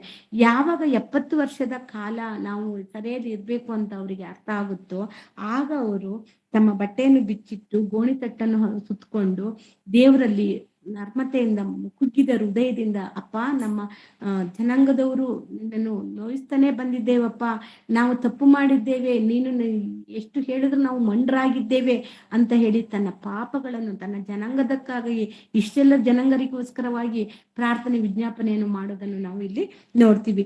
ಇಲ್ಲೂ ಸಹ ನಾವು ಗೋಣಿ ಮತ್ತು ಗೋಣಿತಟ್ಟನ್ನು ನೋಡ್ತೀವಿ, ಅದೇ ರೀತಿಯಾಗಿ ಧೂಳನ್ನು ನೋಡ್ತೀವಿ, ಅದೇ ರೀತಿಯಾಗಿ ಬೂದಿಯನ್ನು ಸಹ ನಾವು ಹಚ್ಚಿಕೊಂಡಿರುವುದನ್ನು ನೋಡ್ತೀವಿ. ಅಂದ್ರೆ ಇದು ತಗ್ಗಿಸಿಕೊಳ್ಳುವಿಕೆ. ವಿಪತ್ತು ಬಂದಾಗ ದೇವರೇ ನೀನೇ ಇದರಿಂದ ಪಾರ್ ಮಾಡ್ಬೇಕು ಅಂತ ಪಶ್ಚಾತ್ತಾಪದ ಭಾವದಿಂದ ಪ್ರಾರ್ಥನೆ ವಿಜ್ಞಾಪನೆ ಮಾಡುವಂತ ಒಂದು ಸಂಕೇತವಾಗಿ ನಾವು ನೋಡ್ತೀವಿ.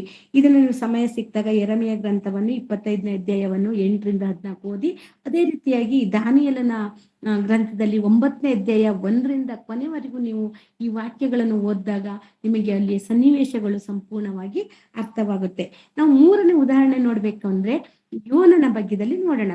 ಸಣ್ಣ ಪ್ರವಾದಿಯಾದ ಯೋನನ ಬಗ್ಗೆ ನೋಡುವಾಗ ನಮಗೆ ಅಲ್ಲೇ ನಮಗೆ ಗೊತ್ತು, ನಿನೆವೆ ಪಟ್ಟಣವು ತುಂಬಾ ಕೆಟ್ಟು ಹೋಗಿರುತ್ತೆ. ನಿನೆವೆ ಪಟ್ಟಣದಿಂದ ದೇವರಿಗೆ ದೊಡ್ಡ ಒಂದು ಕೂಗು ಮುಟ್ಟಿರುತ್ತೆ. ಅವರು ಮಾಡ್ತಿರುವಂತ ಅನಾಚಾರಗಳು, ಅವರು ನಡ್ಕೊಳ್ಳುವಂತ ನೀತಿಗಳು, ನಿನೆವೆ ಪಟ್ಟಣದಲ್ಲಿ ನಡೀತಿರುವಂತ ಎಲ್ಲ ಕ್ರೂರ ಕಾರ್ಯಗಳಿಗೆ ದೇವರ ಬಳಿ ಅದು ಪ್ರಕೃತಿಯೇ ದೇವರಿಗೆ ಮರ ಇಟ್ಟಿರುತ್ತೆ. ಆ ಮರ ಇಟ್ಟಂತ ಸಂದರ್ಭದಲ್ಲಿ ಯೋನನನ್ನು ಕರೆದು ದೇವರು, ನೀನು ನಿನೆವೆ ಪಟ್ಟಣಕ್ಕೆ ಹೋಗಿ ಅಲ್ಲಿ ನೀನು ಸಾರು, ನಾನು ಆ ಪಟ್ಟಣವನ್ನು ನಾಶ ಮಾಡಕ್ಕೆ ರೆಡಿಯಾಗಿದ್ದೇನೆ, ಅದು ಹಾಳಾಗುತ್ತೆ, ನೀನು ಹೋಗಿ ಅಲ್ಲಿ ಸುವಾರ್ತೆ ಸಾರು ಅಂತ ಹೇಳಿ ಕರೆದು ಕಳಿಸ್ರೆ, ಈ ಯೋನ ಏನ್ ಮಾಡ್ತಾನೆ ನಿಮಗೆ ಗೊತ್ತಿದೆ. ಯೋನನು ತಾರ್ಸಿಸಕ್ಕೆ ಓಡೋಗ್ತಾನೆ. ನಿನೆವೆಗೆ ಹೋಗು ಅಂದ್ರೆ ತಾರ್ಸಿಕೀಸಕ್ಕೆ ಓಡೋಗ್ತಾನೆ. ಯಾಕೆ ಅಂತ ಹೇಳಿದ್ರೆ, ನಿನೆವೆ ಪಟ್ಟಣದವರು ದುಷ್ಟರು, ದುರ್ಮಾರ್ಗಿಗಳು, ಅವ್ರು ನಾಶ ಆದ ನನಗೇನು ಅಂತ ಹೇಳಿ ಯೋಚನೆ ಮಾಡ್ತಾನೆ. ದೇವರ ಸಂಕಲ್ಪ ಅದಲ್ಲ, ನಾಶವಾಗೋರ್ನನ್ನು, ಅವರು ಅನ್ಯರೇ, ನಿನೆವೆ ಪಟ್ಟಣದವರು ಅನ್ಯರು, ಇಸ್ರಾಯೇಲರಲ್ಲ. ಆದ್ರೂ ದೇವರಿಗೆ ಎಲ್ಲರೂ ಸರಿ ಸಮಾನರು ಅನ್ನೋಕೆ ಈ ಉದಾಹರಣೆಯನ್ನು ನಾವು ನೆನ್ಪು ಮಾಡ್ಕೊಳ್ಬೇಕು. ಅನ್ಯರಾಗ್ಲಿ, ದೇವರನ್ನು ಅರಿತವರಾಗ್ಲಿ, ದೇವರಿಗೆ ಎಲ್ಲರೂ ಒಂದೇ. ದೇವರ ದೃಷ್ಟಿ ಅಲ್ಲಿ ಎಲ್ಲರೂ ಮಕ್ಕಳೇ. ಅವರು ಸಹ ಮನ ತಿರುಗ್ಬೇಕು, ಅವರು ಒಳ್ಳೆ ದಾರಿಯಲ್ಲಿ ಬರ್ಬೇಕು, ನನ್ನನ್ನು ಕಂಡುಕೊಳ್ಬೇಕು ಅಂತ ದೇವರು ಆಸೆ ಪಡ್ತಾ ಇರ್ತಾನೆ. ಅದನ್ನು ಹಿಡಿದವರು ದೇವರ ಪ್ರೀತಿಯನ್ನು ಸಾರ್ಬೇಕಲ್ವಾ. ಇಲ್ಲಿ ಯೋನನಿಗೆ ಹೋಗಿ ಅಲ್ಲಿ ಸಾರು, ಅವ್ರು ಏನಾದ್ರೂ ಮನ ತಿರುಗಿದ್ರೆ ಆ ಪಟ್ಟಣವನ್ನು ನಾನು ಉಳಿಸ್ತೀನಿ ಅಂತ ಹೇಳಿದ್ರೆ ಯೋನನು ಓಡ್ ಹೋಗ್ತಾನೆ. ಆದ್ರೂ ದೇವರು ಬಿಟ್ಟಿಲ್ಲ. ಅದು ನಮಗೆ ಗೊತ್ತು. ತಿಮಿಂಗಲ ನುಂಗಿರುವುದು, ಮತ್ತೆ ನಿನಿವೆ ಪಟ್ಟಣದಲ್ಲಿ ದಡದಲ್ಲಿ, ಸಮುದ್ರದ ದಡದಲ್ಲಿ ಕಕ್ಕಿರುವುದು, ಆತ ಮತ್ತೆ ಸುವಾರ್ತೆ ಸಾರ್ಲಿಕ್ಕೆ ಅಲ್ಲಿಂದ ಎದ್ದು ಹೋಗಿರುವುದು ಎಲ್ಲವನ್ನು ನಮಗೆ ಹಿನ್ನೆಲೆ ಗೊತ್ತಿರುವುದರಿಂದ ಶಾರ್ಟ್ ಆಗಿ ಹೇಳ್ಬೇಕಂದ್ರೆ ಪ್ರವಾದಿಯಾದ ಯೋನನು ಬರೆದ ಪತ್ರಿಕೆಯಲ್ಲಿ, ಯೋನನ ಪ್ರವಾದಿ ಗ್ರಂಥದಲ್ಲಿ 3ನೇ ಅಧ್ಯಾಯ 5 ಮತ್ತು 6ನೇ ವಾಕ್ಯವನ್ನು ನಾವು ಓದ್ಕೊಳ್ಳೋಣ. ಹೇಗೆ ನಿನಿವೆ ಪಟ್ಟಣ ಮಾನಸಾಂತರ ಹೊಂತು ಅನ್ನೋದನ್ನು ನಾವಿಲ್ಲಿ ನೋಡ್ಬೋದು. ಯೋನನು ಬರೆದ ಪತ್ರಿಕೆ 3ನೇ ಅಧ್ಯಾಯ 5-6 ವಾಕ್ಯವನ್ನು ಓದೋಣ. ನಿನಿವೆಯವರು ದೇವರಲ್ಲಿ ನಂಬಿಕೆ ಇಟ್ಟು ಉಪವಾಸವನ್ನು ಗೊತ್ತು ಮಾಡಿ ಸಾರಿದರು. ದೊಡ್ಡವರು ಮೊದಲುಗೊಂಡು ಚಿಕ್ಕವರ ತನಕ ಎಲ್ಲರೂ ಗೋಣಿತಟ್ಟನ್ನು ಸುತ್ತಿಕೊಂಡರು. ಯೋನನ ಪ್ರಕಟಣೆಯು ನಿನಿವೆಯ ಅರಸನಿಗೆ ಮುಟ್ಟಲು ಅವನು ಸಿಂಹಾಸನದಿಂದ ಎದ್ದು ತನ್ನ ನಿಲುವಂಗಿಯನ್ನು ತೆಗೆದುಬಿಟ್ಟು ಗೋಣಿತಟ್ಟನ್ನು ಸುತ್ತಿಕೊಂಡು ಬೂದಿಯಲ್ಲಿ ಕೂತನು. ಸಾಕು ಸಿಸ್ಟರ್, ಥ್ಯಾಂಕ್ ಯು. ಇಲ್ಲಿ ನಾವು ಸ್ಪಷ್ಟವಾಗಿ ನೋಡ್ತೀವಿ, ನಿನಿವೆ ಪಟ್ಟಣದಲ್ಲಿ ಹೋಗಿ ಯೋನನು ಸುವಾರ್ತೆ ಸಾರಿದಾಗ ಇನ್ನು 40 ದಿನದಲ್ಲಿ ನಿಮ್ಮ ಈ ನಿನಿವೆ ಪಟ್ಟಣ ನಾಶವಾಗುತ್ತೆ, ದೇವರು ಹಾಳು ಮಾಡ್ತಾನೆ, ಕೆಡವಲ್ಪಡ್ತಾನೆ ಅಂತ ಹೇಳಿದಾಗ ಪ್ರತಿಯೊಬ್ಬರು ಎಲ್ಲರೂ ಸಹ ನಂಬಿಕೆಯಿಂದ, ಚಿಕ್ಕವರಿಂದ ದೊಡ್ಡವರವರೆಗೂ ಎಲ್ಲರೂ ಸಹ ದೇವರ ಮಾತಿನಲ್ಲಿ ನಂಬಿಕೆ ಇಟ್ಟು, ಯೋನನ ಏನು ಸಾರ್ತಾನೆ ಅದನ್ನ ನಂಬಿಕೆ ಇಟ್ಟು ಎಲ್ಲರೂ ಒಂದು ಉಪವಾಸ ಮಾಡ್ಬೇಕು ಅಂತ ಹೇಳಿ ಎಲ್ಲರೂ ಪಶ್ಚಾತ್ತಾಪ ಪಡೋಕೆ ಸ್ಟಾರ್ಟ್ ಮಾಡ್ರು. ನಾವು ಕೆಟ್ಟವರು, ನಾವು ದ್ರೋಹಿಗಳು, ದೇವರನ್ನು ನಾವು ಅಪವಿತ್ರಗೊಳಿಸಿದೀವಿ, ದೇವರ ನಾಮವನ್ನು ಹಾಳು ಮಾಡಿದೀವಿ ಅಂತ ಹೇಳಿ ಅವರಿಗೆ ಮನವರಿಕೆ ಆಯ್ತು. ಮನಮುರಿದವರಾಗಿ ಎಲ್ಲರೂ ಪಶ್ಚಾತ್ತಾಪ ಪಟ್ಟು ಸಂಕೇತವೇ ಗೋಣಿತಟ್ಟನ್ನು ಹೊದ್ದಿಕೊಂಡಿದ್ದು ನಾವಿಲ್ಲಿ ನೋಡ್ಬೋದು. ಅದೇ ರೀತಿ ನಿನಿವೆ ಪಟ್ಟಣದ ಅರಸನು ಸಹ ಆತನ ಸಿಂಹಾಸನದ ಮೇಲೆ ಕೂತರು ಸಹ ಈ ಯೋನನ ವಾರ್ತೆ ಏನು ಸಾರಲ್ಪಡ್ತಾನೋ ಅದನ್ನು ಕೇಳ್ಬಿಟ್ಟು ಆತನು ಸಹ ತನ್ನ ಸಿಂಹಾಸನದಿಂದ ಎದ್ದು ತಾನು ಹಾಕಿದ ನಿಲುವಂಗಿಯನ್ನು ತೆಗೆದಿಟ್ಟು ಗೋಣಿತಟ್ಟನ್ನು ಸುತ್ತಿಕೊಂಡು ಬೂದಿಯಲ್ಲಿ ಕುಳಿತುಕೊಂಡು ಆತನು ಏನ್ ಮಾಡ್ತಾನೆ, ಉಪವಾಸ ಪ್ರಾರ್ಥನೆಗೆ ಆಜ್ಞೆ ಕೊಡ್ತಾನೆ. ಅದು ಬರೀ ಊರಿನಲ್ಲಿರುವಂತ, ಮುಂದೆ ನಾವು ಓದ್ಕೊಂಡು ಹೋದ್ರಲ್ಲಿ ಗೊತ್ತಾಗುತ್ತೆ, ಊರಿನಲ್ಲಿ ಇರುವಂತ ಜನಗಳು ಮಾತ್ರ ಅಲ್ಲ, ಚಿಕ್ಕವರು ಮೊದಲುಗೊಂಡು ದೊಡ್ಡವರವರೆಗೂ, ಅದೇ ರೀತಿ ಪಶು ಪಕ್ಷಿಗಳಿಗೂ ಸಹ ಆಹಾರ ನೀರು ಕೊಡದ ಹಾಗೆ ಎಲ್ಲರೂ ಉಪವಾಸ ಸತ್ಯಾಗ್ರಹ ಮಾಡ್ತಾರೆ, ಉಪವಾಸ ಪ್ರಾರ್ಥನೆಯನ್ನು ಮಾಡ್ತಾರೆ. ಆ ತಗ್ಗಿಸಿಕೊಳ್ಳುವಿಕೆಯಿಂದ ದೇವರು ಮೆಚ್ಚಿ ಅವರ ಪಾಪ ಕೇಡನ್ನು ಬರಮಾಡಬೇಕಾಗಿದ್ದ ದೇವರು ಅಲ್ಲಿ ಕೇಡನ್ನು ಬರಮಾಡದೆ ನಿನಿವೆ ಪಟ್ಟಣವನ್ನು ಅವರು ರಕ್ಷಿಸ್ತಾರೆ. ಅಂದ್ರೆ ಇಲ್ಲಿ ನಾವು ಮನಮರುಗಿದಾಗ ನಾವು ಪಶ್ಚಾತ್ತಾಪ ಪಡುವ ಸಂಕೇತವಾಗಿ ನಾವು ಇಲ್ಲಿ ಬೂದಿಯಲ್ಲಿ ಕುಳಿತು ಪ್ರಾರ್ಥಿಸುವುದು, ಅಥವಾ ಧೂಳು ಮೈ ಮೇಲೆ ಹಾಕೊಳ್ಳೋದು, ಬೂದಿಯನ್ನು ಹಚ್ಚಿಕೊಂಡು ಪ್ರಾರ್ಥಿಸುವ ಒಂದು ಸಂಕೇತವಾಗಿ ನಾವು ಮೊದಲಿನಿಂದ ನೋಡ್ತೀವಿ. ಅಂದ್ರೆ ಎಲ್ಲವನ್ನು ನಶ್ವರ ಅಂತ ತಿಳ್ಕೊಂಡು ದೇವರಿಗೆ ಶರಣಾಗತಿ ಆಗುವಂತ ಒಂದು ಸ್ಥಿತಿಯನ್ನು ನಾವು ಈ 3 ಉದಾಹರಣೆಗಳಿಂದನೂ ನಾವು ನೋಡ್ಕೊಂಡು, ಇದರಿಂದ ಅವರು ಜಯವನ್ನು ಹೊಂದ್ರು, ಪ್ರಾರ್ಥನೆಯಿಂದ ಅವರು ಜಯವನ್ನು ಪಡೆದ್ರು. ಅಲ್ಲಿ ಬಂದಿರುವ ಆಪತ್ತುಗಳು ದೊಡ್ಡ ದೊಡ್ಡ ಆಪತ್ತುಗಳು, ಯಾವ ವಿಷಯದಲ್ಲೂ ಸಣ್ಣ ಆಪತ್ತುಗಳಾಗಿರ್ಲಿಲ್ಲ. ದಾನಿಯೇಲನ ಗ್ರಂಥದಲ್ಲಾಗಿರ್ಬೋದು, ಯೋಬನ ಗ್ರಂಥದಲ್ಲಾಗಿರ್ಬೋದು, ಯೋನನ ಗ್ರಂಥದಲ್ಲಾಗಿರ್ಬೋದು, ಅಲ್ಲಿ ಬಂದಿರುವುದು ಊರಿಗೆ ಬಂದಿರುವಂತ ದೊಡ್ಡ ದೊಡ್ಡ ಆಪತ್ತುಗಳು. ಯೋನನ ವಿಷಯದಲ್ಲಿ ಎಲ್ಲವನ್ನು ಕಳ್ಕೊಂಡಿರುವುದು, ಆದ್ರೆ ದೇವರು ಆತನು ಮನಮರುಗಿ ಪ್ರಾರ್ಥನೆ ವಿಜ್ಞಾಪನೆ ಮಾಡಿದಾಗ ದೇವರು ಎಲ್ಲವನ್ನು ಒಳ್ಳೆಯದಾಗಿ ಬದಲಾಯಿಸಿದ್ದನ್ನು ನಾವು ಈ 3 ಇದ್ರ ವಿಷಯದಲ್ಲೂ ನಾವು ನೋಡ್ಕೊಂತ ಬರ್ತಾ ಇದ್ದೀವಿ. ಹಾಗಾಗಿ ಈ ಒಂದು ಬೂದಿ ಬುಧವಾರದ ಸಂಕೇತವಾಗಿ ಸಹ ಇಲ್ಲಿ ಬೂದಿಯನ್ನು ಹಣೆಗೆ ಹಚ್ಚಿಕೊಳ್ತಾರೆ. ಹಿಂದಿನ ಭಕ್ತರು ಮಾಡಿದ ವಿಧಾನ ಬೇರೆ, ಇವತ್ತು ನಾವು ಆಚರಣೆ ಮಾಡ್ತಾ ಇರುವಂತ ವಿಧಾನ ಬೇರೆ. ಇದನ್ನು ನೀವು ನೆನ್ಪು ಮಾಡಿ, ಇದನ್ನು ಅದಕ್ಕೆ ಹೋಲಿಸಿ ನೋಡಿ ಅಂತ ಹೇಳಿ ನಾನು ಉದಾಹರಣೆ ಹೇಳ್ತಾ ಇದ್ದೀನಿ. ಹಿಂದೆ ಯಾವ ಯಥಾರ್ಥತೆ ಇತ್ತು, ಇವತ್ತು ಆ ಯಥಾರ್ಥತೆ ನಮ್ಮಲ್ಲೇನು ಇಲ್ಲ, ಆದರೂ ತೋರಿಕೆಗೆ ನಾವು ಮಾಡ್ತಾ ಇದ್ದೀವಿ. ಆದ್ರೆ ಪಾಮ್ ಸಂಡೆ ಬಗ್ಗೆ ನಾವು ಇಲ್ಲಿ ನೋಡ್ಕೊಂಡ್ವಿ. ಪಾಮ್ ಸಂಡೆ ನಾವಿಲ್ಲಿ ಯಾವ ರೀತಿಯಾಗಿ ಭಕ್ತರು ಬೂದಿಯನ್ನು ಹಚ್ಚಿಕೊಂಡು ಉಪವಾಸ ಪ್ರಾರ್ಥನೆ ಮಾಡಿದ್ರು ಅನ್ನೋದನ್ನು ನಾವು ನೋಡ್ಕೊಂಡಿದ್ದೀವಿ. ಹಾಗಾದ್ರೆ ಈ ಪಾಮ್ ಸಂಡೆ ಬಗ್ಗೆ ನಾವು ಸ್ವಲ್ಪ ತಿಳ್ಕೊಳ್ಳೋಣ. ಯಾಕಂದ್ರೆ ಪಾಮ್ ಸಂಡೆಗೂ ಯಾಸ್ ವೆಡ್ನೆಸ್ಡೇಗೂ ಲಿಂಕ್ ಇದೆ. ಅದೇ ರೀತಿಯಾಗಿ ನಾವು ನೋಡ್ತಾ ಇದ್ದೀವಿ, ಈ ಹೊಸನ್ನ ಈ ಗರಿಗಳ ಹಬ್ಬ ಅಂತ ಹೇಳ್ದಲ್ಲ, ಅದನ್ನೇ ನಾವು ಪಾಮ್ ಸಂಡೆ ಅಂತ ಕರಿತೀವಿ. ಈ ಪಾಮ್ ಸಂಡೆ ಬಗ್ಗೆ ಒಂದು ಸಣ್ಣದಾಗಿ ಹೇಳ್ಬೇಕಂದ್ರೆ ಅದಕ್ಕೆ ಲಿಂಕ್ ಇದೆ ಅಂತ ನಾವು ಹೇಳಿದ್ವಿ. ಈಸ್ಟರ್ ಹಿಂದಿನ ಸಂಡೆಯಲ್ಲಿ ನಡೆಯುವಂತ ಇದೊಂದು ಹಬ್ಬ ಅಂದ್ರೆ ಆಚರಣೆ, ಪಾಮ್ ಸಂಡೆ ಅಂತ ಹೇಳಿ ಹೇಳ್ತೀವಿ. ಈ ಪಾಮ್ ಸಂಡೆಯಲ್ಲಿ ನಾವು ಯೋಹನ ಬರೆದ ಪತ್ರಿಕೆಯನ್ನು ನೋಡೋಣ. ಅಂದ್ರೆ 4 ಸುವಾರ್ತೆಯಲ್ಲೂ ಈ ಪಾಮ್ ಸಂಡೆ ಬಗ್ಗೆದಲ್ಲೂ ಸಹ ಇದೆ. ಈ 4 ಸುವಾರ್ತೆಯಲ್ಲಿ ಇದ್ರು ಮತ್ತಯ್ಯ ಬರೆದ ಸುವಾರ್ತೆ 21ನೇ ಅಧ್ಯಾಯದಲ್ಲಿ, ಮಾರ್ಕನು ಬರೆದ ಸುವಾರ್ತೆ 11ನೇ ಅಧ್ಯಾಯದಲ್ಲಿ, ಮತ್ತೆ ಲೂಕನು ಬರೆದ ಸುವಾರ್ತೆ 19ನೇ ಅಧ್ಯಾಯದಲ್ಲಿ, ಮತ್ತೆ ಯೋಹಾನನ್ ಬರೆದ ಸುವಾರ್ತೆ 12ನೇ ಅಧ್ಯಾಯದಲ್ಲಿ ಈ ಪಾಮ್ ಸಂಡೆ ಬಗ್ಗೆದಲ್ಲಿ ಡೀಟೇಲ್ ಆಗಿ ದೇವರು ಕೊಟ್ಟಿದ್ದಾರೆ, ಬರ್ಸಿದ್ದಾರೆ. ಅದೇ ರೀತಿ ನಾವು ಒಂದು ಉದಾಹರಣೆಗಾಗಿ ನಾವು ಇಲ್ಲಿ ಯೋಹಾನ ಬರೆದ ಸುವಾರ್ತೆ 12ನೇ ಅಧ್ಯಾಯ 13ನೇ ವಾಕ್ಯವನ್ನು ನೋಡ್ಕೊಂಡು ಇಲ್ಲಿ ಪಾಮ್ ಸಂಡೆ ಏನು, ಆ ಪಾಮ್ ಸಂಡೆಯಲ್ಲಿ ಏನ್ ಮಾಡ್ತಾ ಇದ್ರು, ಅವರ ಆಚರಣೆ ಹೇಗಿತ್ತು ಅನ್ನೋದನ್ನು ನಾವು ನೋಡೋಣ. ಸರಿ, ಈಗ ಯೋಹಾನ ಬರೆದ ಸುವಾರ್ತೆ 12-13 ವಾಕ್ಯವನ್ನು ತೆಗೆದಿ. ಖರ್ಜೂರದ ಗರಿಗಳನ್ನು ತಕ್ಕೊಂಡು ಆತನನ್ನು ಎದುರುಗೊಳ್ಳುವುದಕ್ಕೆ ಹೊರಗೆ ಬಂದು, ಜಯ, ಕರ್ತನ ಹೆಸರಿನಲ್ಲಿ ಬರುವವನಿಗೆ ಆಶೀರ್ವಾದ, ಇಸ್ರಾಯೇಲಿನ ಅರಸನಿಗೆ ಆಶೀರ್ವಾದ ಎಂದು ಆರ್ಭಟಿಸಿದ್ದರು. ಸಾಕು ಸಿಸ್ಟರ್. ಇಲ್ಲಿ ನಾವು ನೋಡ್ತಾ ಹೋದ್ರೆ ನಮಗೆ ಇಲ್ಲಿ 15ನೇ ವಾಕ್ಯ, ಸರಿ 15ನೇ ವಾಕ್ಯದವರೆಗೂ ಓದಿ. ಓಕೆ. ಮತ್ತು ಯೇಸು ಕತ್ತೆ ಮರಿಯನ್ನು ತರಿಸಿಕೊಂಡು ಅದರ ಮೇಲೆ ಕೂತುಕೊಂಡನು. ಇದರಿಂದ ಚಿಯೋನ್ ನಗರಿಯೇ, ಹೆದರಬೇಡ, ಇಗೋ ನಿನ್ನ ಅರಸನು ಕತ್ತೆ ಮರಿಯ ಮೇಲೆ ಕೂತುಕೊಂಡು ಬರುತ್ತಾನೆ ಎಂಬ ಶಾಸ್ತ್ರದ ಮಾತು ನೆರವೇರಿತು. ಸಾಕು ಸಿಸ್ಟರ್.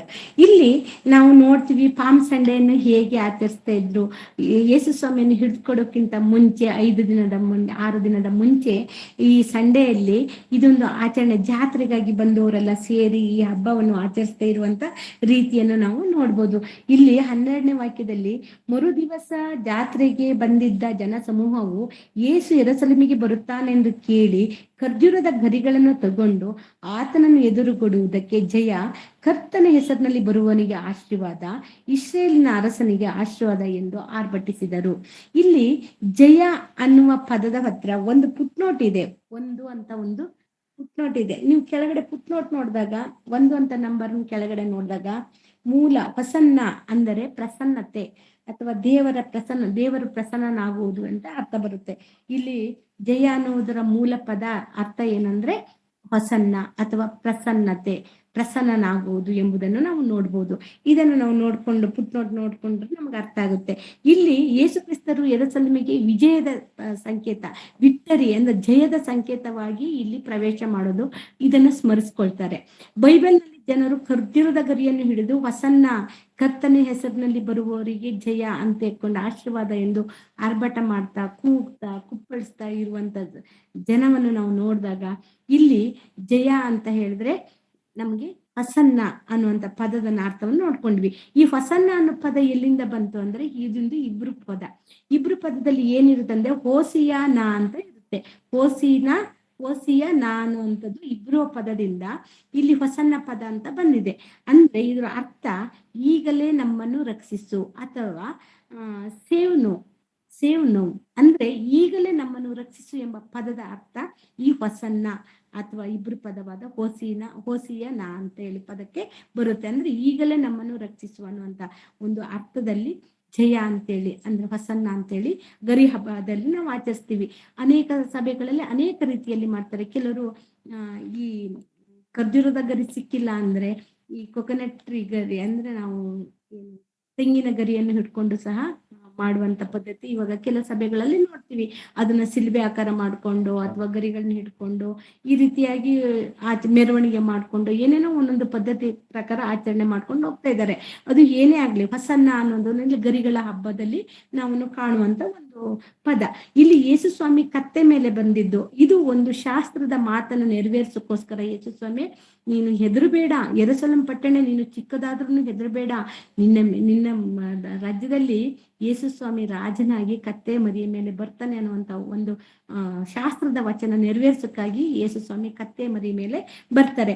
ಆದ್ರೆ ಇಲ್ಲಿ ಜನರ ಮನಸ್ಸು ಹೇಗಿತ್ತು, ಜನರ ನಿರೀಕ್ಷೆ ಹೇಗಿತ್ತು ಅಂದ್ರೆ ಯೇಸು ಸ್ವಾಮಿಯನ್ನು ಕೊಂಡಾಡಿದ್ದು, ಸ್ತುತಿಸಿದ್ದು ಏನಕ್ಕೆ, ಅಷ್ಟೊಂದು ದೇವರನ್ನು ಹೊಗಳಿದ್ರು, ಯೇಸು ಸ್ವಾಮಿ ಹೆಸರಿನಲ್ಲಿ, ದೇವರ ಹೆಸರಿನಲ್ಲಿ ಜಯ ಅಂತೇಳಿ ಯಾಕೆ ಕೊಂಡಾಟ ಮಾಡಿದ್ರು ಅಂತ ಹೇಳಿದ್ರೆ ಅವ್ರಿಗೊಂದು ರಾಂಗ್ ಎಕ್ಸ್ಪೆಕ್ಟೇಷನ್ ಇತ್ತು. ಅಂದ್ರೆ ಜನರ ಒಂದು ನಿರೀಕ್ಷೆ ತಪ್ಪಾದ ಒಂದು ನಿರೀಕ್ಷೆ ಇತ್ತು. ಹೇಗೆ ಅಂತ ಹೇಳಿದ್ರೆ ಜನರು ಯೇಸು ಸ್ವಾಮಿಯನ್ನು ಸ್ವಾಗತಿಸಿದ್ದು ರೋಮ್ ಆಡಳಿತದಲ್ಲಿ ಇತ್ತಲ್ವಾ, ರೋಮ್ ಗುಲಾಮಗಿರಿಯಲ್ಲಿ ಇತ್ತು. ಯಾವುದು? ಯೆರೂಸಲೇಮ್ ಪಟ್ಟಣ ರೋಮ್ ಚಕ್ರವರ್ತಿಯ ಆಳ್ವಿಕೆಯಲ್ಲಿ ಇದ್ದಂತ ಒಂದು ಪಟ್ಟಣದಲ್ಲಿ ನಮ್ಮನ್ನು ಅರಸನಾಗಿ ಬಂದು ಅಂದ್ರೆ ಭೌತಿಕವಾದ ಪೊಲಿಟಿಕಲ್ ಕಿಂಗ್ ಆಗಿ ಬಂದು ಯೇಸು ಸ್ವಾಮಿ ನಮ್ಮನ್ನು ಈ ಗುಲಾಮಗಿರಿಯಿಂದ, ಈ ಕಷ್ಟದಿಂದ, ಈ ಬಂಧನದಿಂದ ನಮ್ಮನ್ನು ಬಿಡಿಸ್ತಾನೆ ಅನ್ನುವಂತ ಒಂದು ತಪ್ಪು ಕಲ್ಪನೆ ಆ ಜನರಲ್ಲಿ ಇತ್ತು.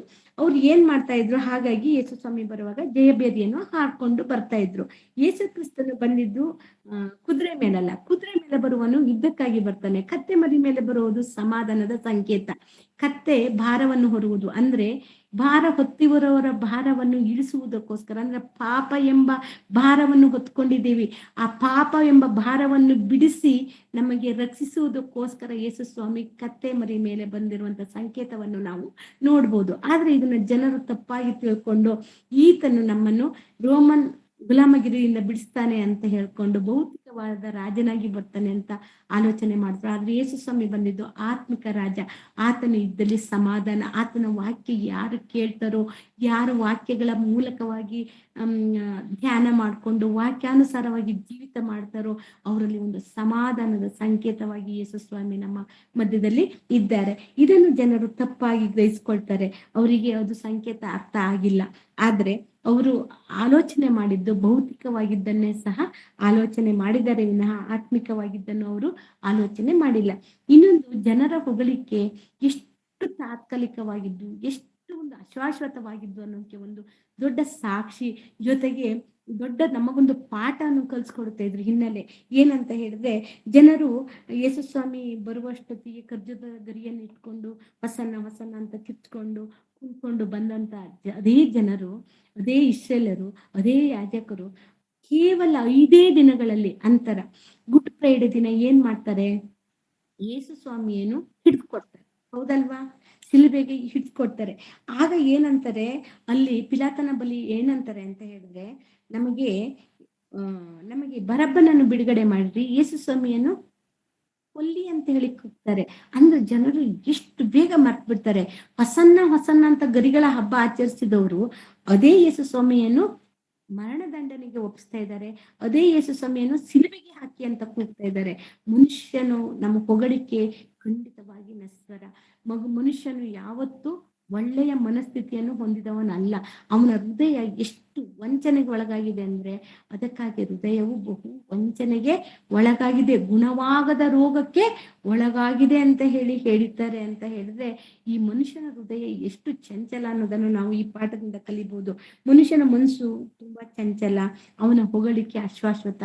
5 ದಿನದ ಹಿಂದೆ ಹೊಸನ್ನ ಹಾಡಿದವರು ಆ ಗುಡ್ ಫ್ರೈಡೆ ದಿನ ಸಿಲುಬೆಗೆ ಹಾಕಿ, ಈತನನ್ನು ಸಿಲುಬೆಗೆ ಹಾಕಿ, ಆ ಕಳ್ಳನಾದ ದಂಗೆಕಾರನಾದ ಬರಬ್ಬನನ್ನು ನಮಗೆ ಬಿಡಿಸ್ಕೊಡಿ ಅಂತ ಕೇಳಿದ ಜನ ಎಂತ ಕಠಿಣ ಹೃದಯದವರು ಅಂತ ಹೇಳಿ ನಾವು ಒಮ್ಮೆ ಯೋಚನೆ ಮಾಡೋಣ. ಇವತ್ತಿನ ದಿನದಲ್ಲಿ ನಮ್ಮ ಹೃದಯವೂ ಹಾಗೆ ಇದೆಯೋ ಏನೋ ನಾವು ಸ್ವಲ್ಪ ಆಲೋಚನೆ ಮಾಡ್ಬೇಕಾಗಿದೆ. ಲೂಕನು ಬರೆದ ಸುವಾರ್ತೆ 23ನೇ ಅಧ್ಯಾಯ 19ನೇ ವಾಕ್ಯದಲ್ಲಿ ನಾವು ಇದನ್ನ ನೋಡ್ತೀವಿ. ಅಲ್ಲಿ ಜನರಿಗೆ ತಮ್ಮ ಪಾಪದಿಂದ ಬಿಡುಗಡೆ ಬೇಕಾಗಿರ್ಲಿಲ್ಲ. ಲೂಕನು ಬರೆದ ಸುವಾರ್ತೆ 23ನೇ ಅಧ್ಯಾಯ 19ನೇ ವಾಕ್ಯದಲ್ಲಿ ನಾವು ನೋಡುವಾಗ ಜನಗಳಿಗೆ ಪಾಪದ ಬಿಡುಗಡೆ ಬೇಕಾಗಿರ್ಲಿಲ್ಲ. ಅವರಿಗೆ ಕೇವಲ ತಾತ್ಕಾಲಿಕದ ಕಷ್ಟಗಳಿಂದ, ಗುಲಾಮಗಿರಿತನದಿಂದ ಬಿಡ್ಕೊಳ್ಬೇಕಾಗಿತ್ತು. ಭೌತಿಕವಾಗಿ ಬಿಡುಗಡೆ ಆಗ್ಬೇಕಾಗಿತ್ತೆ ವಿನಃ ಆತ್ಮಿಕವಾದ ಪ್ರಸನ್ನತೆ ಅವರಿಗೆ ಬೇಕಾಗಿರ್ಲಿಲ್ಲ. ಇವತ್ತಿಗೂ ಸಹ, ಇವತ್ತಿನ ಜನರಲ್ಲೂ ಸಹ ಯೇಸು ಕ್ರಿಸ್ತರನ್ನು ಹಿಂಬಾಲಿಸುವ ಸುಮಾರು 100ರಲ್ಲಿ 90% ಜನಗಳಲ್ಲಿ ಇರುವಂತ ಭಾವನೆ ಕೇವಲ ನಮ್ಮ ಕಷ್ಟಗಳು, ರೋಗಗಳು, ಬಾಧೆಗಳು, ಸಾಲದ ಬಿಡುಗಡೆ, ಸಮೃದ್ಧಿಯಾದ ಆಶೀರ್ವಾದ ಹೊರತು ಪಾಪ ಕ್ಷಮಾಪಣೆ ಆಗಲಿ, ನಿತ್ಯ ಜೀವವಾಗ್ಲಿ ಯೇಸು ಸ್ವಾಮಿ ನಮಗೆ ನಂಬಿದ್ರೆ ಸಿಗುತ್ತಾರೆ ಅಂತ ಬರುವಂತರ ಸಂಖ್ಯೆ ತುಂಬಾ ವಿರಳ, ಬೆರಳೆಣಿಕೆಯದಾಗಿದೆ. ಅದಕ್ಕೆ ದೇವ್ರು ಹೇಳಿದ್ದು ಇಕ್ಕಟ್ಟಾದ ದಾರಿ ಅಂತೇಳಿ. ನಾವು ಪರಲೋಕಕ್ಕೆ ಸೇರ್ಬೇಕು ಅಂದ್ರೆ ಅದು ಇಕ್ಕಟ್ಟಾದ ದಾರಿ. ದೇವ್ರು ಯೇಸು ಸ್ವಾಮಿ ನಮಗೆ ಇಕ್ಕಟ್ಟಾದ ದಾರಿಯಲ್ಲಿ ನಡೆಸುವವರು ವಿನಃ ನಮ್ಮನ್ನು ವಿಶಾಲ ದಾರಿಯಲ್ಲಿ ಕರ್ಕೊಂಡು ಹೋಗೋರಲ್ಲ. ಹಾಗಾಗಿ ನಿತ್ಯ ಜೀವಕ್ಕೆ ಹೊಂದಬೇಕು ಅಂದರು ಈ ಇಕ್ಕಟ್ಟಾದ ದಾರಿಯಲ್ಲಿ ಎಣಕಬೇಕು, ಅಂದ್ರೆ ಇಣಕಾಡಿ ಕಷ್ಟಪಟ್ಟು ಮುಂದೆ ಹೋಗ್ಬೇಕು. ಅಂದ್ರೆ ಈ ಲೋಕದಲ್ಲಿ ಬರುವಂತ ಶೋಧನೆ, ಕಷ್ಟ ಎಲ್ಲವನ್ನು ಸಹಿಸ್ಕೊಂಡು ದೇವರಲ್ಲಿ ನಾವು ಒಂದಾಗಿ ನಡಿಬೇಕು ಅಂದ್ರೆ ಅದು ಅಷ್ಟು ಸುಲಭದ ವಿಷಯ ಅಲ್ಲ. ಅದು ಇಸ್ರೇಲರಿಂದ ನಮ್ಗೆ ಗೊತ್ತಾಗುತ್ತೆ. ಅಲ್ಲಿ ಅವರು ಭೌತಿಕ ರಾಜನಾಗಿ ನೋಡ್ಲಿಕ್ಕೆ ಇಷ್ಟಪಡ್ತಾರೆ. ಇವತ್ತಿಗೂ ಸಹ ಯೇಸು ರಾಜನಾಗಿ ಬರ್ತಾರೆ ಅಂತ ಇನ್ನೂ ಕಾಯ್ತಾ ಇದ್ದವರು ತುಂಬಾ ಜನ ಇದ್ದಾರೆ. ಯೇಸು ಪ್ರಾರ್ಥನೆ ಮಾಡುವಾಗಲೂ ದೇವರ ರಾಜ್ಯ ಬರ್ಲಿ ಬರ್ಲಿ ಅಂತೇಳಿ ಪ್ರಾರ್ಥನೆ ಮಾಡ್ತಾರೆ. ನಿನ್ನ ಅಣ್ಣ ತುಂಬಾ ಚೆನ್ನಾಗಿ ದೇವರ ರಾಜ್ಯ ಕುರಿತು ಹೇಳಿದ್ರು. ಅಂದ್ರೆ ಇನ್ನು ನಾವು ಮಂಕರಾಗಿ, ಮೂಢರಾಗಿ, ಆತ್ಮಿಕ ಆಶೀರ್ವಾದವನ್ನು ಬಿಟ್ಟು ಭೌತಿಕ ಆಶೀರ್ವಾದವನ್ನೇ ನಾವು ಹುಡುಕಲು ಯೇಸು ಸ್ವಾಮಿಯನ್ನು ನಂಬ್ತಾ ಇದ್ದೀವಿ ಅಂತ ಹೇಳಿದ್ರೆ ನಿಜವಾಗೂ ನಮಗೆ ದುಃಖ ತರುವಂತ ವಿಷಯ. ಇಲ್ಲಿ ಅದೇ ವಿಷಯವನ್ನು ಆ ಗರಿಗಳನ್ನೇ ಆ ಪಾಮ್ ಸಂಡೆಯಲ್ಲಿ ಗರಿಗಳನ್ನು ಏನು ಖರ್ಜೂರದ ಗರಿಗಳನ್ನು ಮೆರವಣಿಗೆ ಮಾಡ್ತಾ ಇದ್ರು, ಅದೇ ಪಾಮ್ ಸಂಡೆಯಲ್ಲಿ ಇರುವಂತ ಗರಿ ಹಿಂದಿನ ವರ್ಷದ ಗರಿಗಳನ್ನೇ ಶೇಖರಣೆ ಮಾಡಿ, ನಾನು ಮೊದಲನೇ ಹೇಳಿದೆ ಅದನ್ನೇ ಶೇಖರಣೆ ಮಾಡಿ ಸುಟ್ಟು ಅದರ ಭಸ್ಮವನ್ನು ನಮಗೆ ಬೂದಿಯಾಗಿ ಏನು ಶಿಲ್ಬೆ ಆಕಾರದಲ್ಲಿ ಹಣೆಯಲ್ಲಿ ಇಡುವಂತ ಪದ್ಧತಿಯನ್ನು ಇವತ್ತಿನ ಅನೇಕ ಸಭೆಗಳಲ್ಲಿ ಇದನ್ನ ನಡೆಸ್ಕೊಂಡು ಬರ್ತಾ ಇದ್ದಾರೆ. ಆಗ ಈ ವಾಕ್ಯವನ್ನು ಶಿಲುಬೆಯ ಆಕಾರದಲ್ಲಿ ಹಚ್ಚಿಬಿಟ್ಟು ಈ ಒಂದು ಬೂದಿಯನ್ನು ಹಚ್ಚಿಬಿಟ್ಟು ನಾವು ಆದಿಕಾಂಡ 3ನೇ ಅಧ್ಯಾಯ 19ನೇ ವಾಕ್ಯವನ್ನು ನೆನಪು ಮಾಡ್ಕೊಂಡು ನೀನು ಮಣ್ಣೆ, ಮಣ್ಣಿಗೆ ಸೇರುವುದು, ನಿನ್ನ ಏನು ವೈಭವ ಇದ್ರದೆಲ್ಲ ನಶ್ವರ ಅನ್ನೋದನ್ನು ಒಂದು ಸಂಕೇತವಾಗಿ ಇಟ್ಕೊಂಡಿದ್ದಾರೆ. ಇದನ್ನೆಲ್ಲ ನಾವು ನೋಡಿದಾಗ ಪಾಪವನ್ನು ನೆನೆಸ್ಕೊಳ್ಳೋಕೆ ಇದೊಂದು ಎಮೋಷನ್ ಟ್ರೆಡಿಷನ್ ಬೇಕಾ ನಮಗೆ? ಇದೊಂದು ಭಾವನಾತ್ಮಕವಾದ ಎಮೋಷನ್ ಆಗಿರುವಂತ ಒಂದು ಟ್ರೆಡಿಷನ್ ವಿನಃ ಇದು ನಿಜವಾದ ದೇವರು ಕೊಟ್ಟಂತ ಆಜ್ಞೆ ಅಲ್ಲ. ಹಂಗಂದ್ರೆ ನಮ್ಮ ಪಾಪವನ್ನು ನೆನೆಸಿಕೊಳ್ಳಲು ಬರೀ ಸುಟ್ಟ ಬೂದಿ ಗರಿ ಬೇಕಾ? ಖಂಡಿತ ಅದು ಸಾಕಾಗಲ್ಲ, ಅದು ಅಗತ್ಯ ಇಲ್ಲ. ಕಣ್ಣಿಗೆ ಕಾಣಿಸದ ಪವಿತ್ರಾತ್ಮನೇ ನಮ್ಮನ್ನು ನಮ್ಮ ಹೃದಯದಲ್ಲಿ ನಮ್ಮನ್ನು ಪಾಪದ ಬಗ್ಗೆ ಅರಿವನ್ನು ಉಂಟು ಮಾಡುವಂತ ಪವಿತ್ರಾತ್ಮರು ನಮ್ಮ ಹೃದಯದೊಳಗಿದ್ರೆ ನಮ್ಗೆ ಪಾಪ ಪರಿಜ್ಞಾನವನ್ನು ಉಂಟು ಮಾಡುತ್ತೆ. ಯಾವುದೇ ಒಂದು ಬೂದಿ ನಮ್ಮ ಹಣೆಗೆ ಹಚ್ಚಿ ನಾವು ಪಾಪ ಪ್ರಜ್ಞೆಯನ್ನು ಪಡೆಯುವ ಅವಶ್ಯಕತೆ ಇಲ್ಲ. ಪವಿತ್ರಾತ್ಮರು ನಮ್ಮೊಳಗಿದ್ರೆ ಅದನ್ನು ನಮಗೆ ಅರ್ಥ ಮಾಡಿಸ್ತಾರೆ. ಯೋಹಾನನ ಬರೆದ ಪತ್ರಿಕೆಯನ್ನು ಒಮ್ಮೆ ನೋಡೋಣ. ಯೋಹಾನ ಬರೆದ ಸುವಾರ್ತೆ ಪತ್ರಿಕೆಯಲ್ಲಿ 16ನೇ ಅಧ್ಯಾಯ 8ನೇ ವಾಕ್ಯವನ್ನು ಒಮ್ಮೆ ನೋಡಿ. ಯೋಹಾನ ಬರೆದ ಪತ್ರಿಕೆ ಸುವಾರ್ತೆ ಪತ್ರಿಕೆ 16:8. ಆತನು ಬಂದು ಪಾಪ, ನೀತಿ, ನ್ಯಾಯ ತೀರ್ವಿಗೆ ಈ ವಿಷಯಗಳಲ್ಲಿ ಲೋಕಕ್ಕೆ ಅರುಹನ್ನು ಹುಟ್ಟಿಸುವನು. ಸಾಕು ಸಿಸ್ಟರ್, ಥ್ಯಾಂಕ್ ಯು. ಇಲ್ಲಿ ಯೇಸು ಸ್ವಾಮಿ ಹೇಳ್ತಾರೆ, ನಾನು ಹೋದ ಮೇಲೆ ನಿಮಗೆ ಸಹಾಯಕನನ್ನು ಕಳಿಸ್ತೀನಿ. ನಾನು ಹೋಗದೆ ಇದ್ರೆ ಆ ಸಹಾಯಕನು ಬರುವುದಿಲ್ಲ, ನಾನು ಹೋದ್ರೆ ಆತನನ್ನು ಕಳಿಸ್ತೀನಿ. ಆತನು ಬಂದಾಗ, ಆತನು ಅಂದ್ರೆ ಯಾರು? ಪವಿತ್ರಾತ್ಮನು. ಆ ಸಹಾಯಕನಂದ್ರೆ ಯಾರು? ಪವಿತ್ರಾತ್ಮರು ನಾವು ದೀಕ್ಷೆ ಸ್ನಾನ ತೆಗೆದುಕೊಂಡಾಗ ನಮ್ಮೊಳಗೆ ಬರ್ತಾರೆ. ಅವರು ಬಂದ್ರೆ ಏನ್ ಮಾಡ್ತಾರೆ ಅಂದ್ರೆ, ಇಲ್ಲಿ ಸ್ಪಷ್ಟವಾಗಿ 8ನೇ ವಾಕ್ಯದಲ್ಲಿ ಹೇಳಿದ್ದಾರೆ, ಆತನು ಬಂದು ಪಾಪ, ನೀತಿ, ನ್ಯಾಯ ತೀರುವಿಕೆ ಈ ವಿಷಯದಲ್ಲಿ ಲೋಕಕ್ಕೆ ಅರಿವನ್ನು ಹುಟ್ಟಿಸುವನು. ನಮ್ಮೊಳಗಿದ್ದು ಯಾವುದು ಸರಿ, ಯಾವುದು ತಪ್ಪು, ಯಾವುದು ಪಾಪ ಅಲ್ಲ, ಪಾಪರಹಿತವಾದ ಜೀವಿತ ಹೇಗ್ ಬದುಕಬೇಕು ಅನ್ನೋದನ್ನು ನಮಗೆ ಪಾಪ ಪ್ರಜ್ಞೆಯನ್ನು ಹುಟ್ಟಿಸುವಲು ಪವಿತ್ರಾತ್ಮನು ನಮ್ಮೊಳಗಿದ್ದು ನಮ್ಮನ್ನು ಸರಿಯಾದ ದಾರಿಯಲ್ಲಿ ನಡೆಸ್ತಾನೆ. ಹಾಗಾಗಿ ನಾವು ಶುದ್ಧಿ ಆಗುವುದು ಬರೀ ಖರ್ಜೂರದ ಗರಿ ಸುಟ್ಟ ಬೂದಿಯಿಂದಲ್ಲ. ನಾವು ಯೇಸು ಸ್ವಾಮಿಯ ರಕ್ತವನ್ನು ನೆನೆಸ್ಕೊಳ್ಬೇಕಾಗದ್ದು, ಯೇಸು ಸ್ವಾಮಿಯ ಸಿಲುಬೆಯ ಸಂಕಷ್ಟವನ್ನು ನೆನೆಸ್ಕೊಳ್ಬೇಕಾಗಿದ್ದು ಬರೀ ಬೂದಿ ಹಚ್ಚಿಕೊಳ್ಳುವುದರಿಂದ ಅಲ್ಲ. ಯೇಸು ಕ್ರಿಸ್ತಿಯ ಪವಿತ್ರವಾದ ರಕ್ತದಿಂದ ನಾವು ಶುದ್ಧವಾಗಿದ್ದೇವೆ ವಿನಃ ಖಂಡಿತವಾಗಿ ನಾವು ಬೂದಿ ಹಚ್ಚಿಕೊಂಡ ತಕ್ಷಣ ನಾವು ಶುದ್ಧರಾಗಲ್ಲ. ಹಾಗಾಗಿ ಪವಿತ್ರಾತ್ಮನ ನಡೆಸಿಕೆಯು ಪ್ರತಿ ಕ್ಷಣವೂ ನಮಗೆ ಪಾಪವನ್ನು ದ್ವೇಷಿಸಿ ದೇವರ ಮಾರ್ಗದಲ್ಲಿ ಸರಿಯಾಗಿ ನಡೆಸುವಂತ ಒಂದು ಪರಿಚಯವನ್ನು ಮಾಡುವಂಥದ್ದು ಪವಿತ್ರಾತ್ಮರು. ಅಂದ್ರೆ ಯೇಸು ಸ್ವಾಮಿಯು ನಾನೇ ಮಾರ್ಗ, ನಾನೇ ಸತ್ಯ, ನಾನೇ ಜೀವ ಅಂದಿದ್ದೀನಿ. ಆ ಜೀವ ಮಾರ್ಗದಲ್ಲಿ ನಮ್ಮನ್ನು ಯೇಸು ಸ್ವಾಮಿ ಮಾರ್ಗದಲ್ಲಿ ನಡೆಸುವುದು ಪವಿತ್ರಾತ್ಮರೇ. ಹಾಗಾಗಿ ನಮಗೆ ಪಾಪ ಪ್ರಜ್ಞೆ ಬಂದು ನಾವು ಪಾಪದಿಂದ ದೂರವಾಗಿ ಪಾಪವನ್ನು ದ್ವೇಷಿಸುತ್ತಾ ಒಳ್ಳೆ ರೀತಿಯಲ್ಲಿ ಬದುಕೋಕೆ ಈ ಒಂದು ಆಚರಣೆ ಅವಶ್ಯಕತೆ ಇಲ್ಲ. ಪವಿತ್ರಾತ್ಮನು ನಮ್ಮನ್ನು ಪ್ರತಿನಿತ್ಯವೂ ನಡೆಸುವರಾಗಿದ್ದಾರೆ. ಲೂಕನು ಬರೆದ ಸುವಾರ್ತೆ 9ನೇ ಅಧ್ಯಾಯ 23ನೇ ವಾಕ್ಯದಲ್ಲಿ ನಾವು ನೋಡುವುದಾದ್ರೆ ಒಮ್ಮೆ ತೆಗೆದು ನೋಡಿ. ಲೂಕನು ಬರೆದ ಸುವಾರ್ತೆ 9ನೇ ಅಧ್ಯಾಯ 23ನೇ ವಾಕ್ಯ. ಲೂಕನು ಬರೆದ ಸುವಾರ್ತೆ 9:23. ಇದಲ್ಲದೆ ಆತನು ಎಲ್ಲರಿಗೂ ಹೇಳಿದ್ದೇನೆಂದರೆ, ಯಾವನಿಗಾದರೂ ನನ್ನ ಹಿಂದೆ ಬರುವುದಕ್ಕೆ ಮನಸ್ಸಿದ್ದರೆ ಅವನು ತನ್ನನ್ನು ನಿರಾಕರಿಸಿ ತನ್ನ ಶಿಲುಬೆಯನ್ನು ದಿನಾಲು ಹೊತ್ತುಕೊಂಡು ನನ್ನ ಹಿಂದೆ ಬರಲಿ. Thank you sister. ಇಲ್ಲಿ ಯೇಸು ಸ್ವಾಮಿ ಏನ್ ಹೇಳಿದ್ದಾರೆ ಅಂದ್ರೆ, ಯಾರಾದ್ರೂ ನನ್ನ ಹಿಂದೆ ಬರ್ಬೇಕು, ನನ್ನನ್ನು ಹಿಂಬಾಲಿಸ್ಬೇಕು ಅನ್ನಂಗಿದ್ರೆ ಏನ್ ಹೇಳಿದ್ದಾರೆ ಅವರು? ಎಷ್ಟು ಅದ್ಭುತವಾದ ವಾಕ್ಯ. ತನ್ನನ್ನು ನಿರಾಕರಿಸಿ ಪ್ರತಿದಿನವೂ ತನ್ನ ಶಿಲುಬೆಯನ್ನು ಹೊತ್ತುಕೊಂಡು ನನ್ನನ್ನು ಹಿಂಬಾಲಿಸಿ ಎಂದು ಪ್ರಭು ಹೇಳಿದ್ದಾರೆ.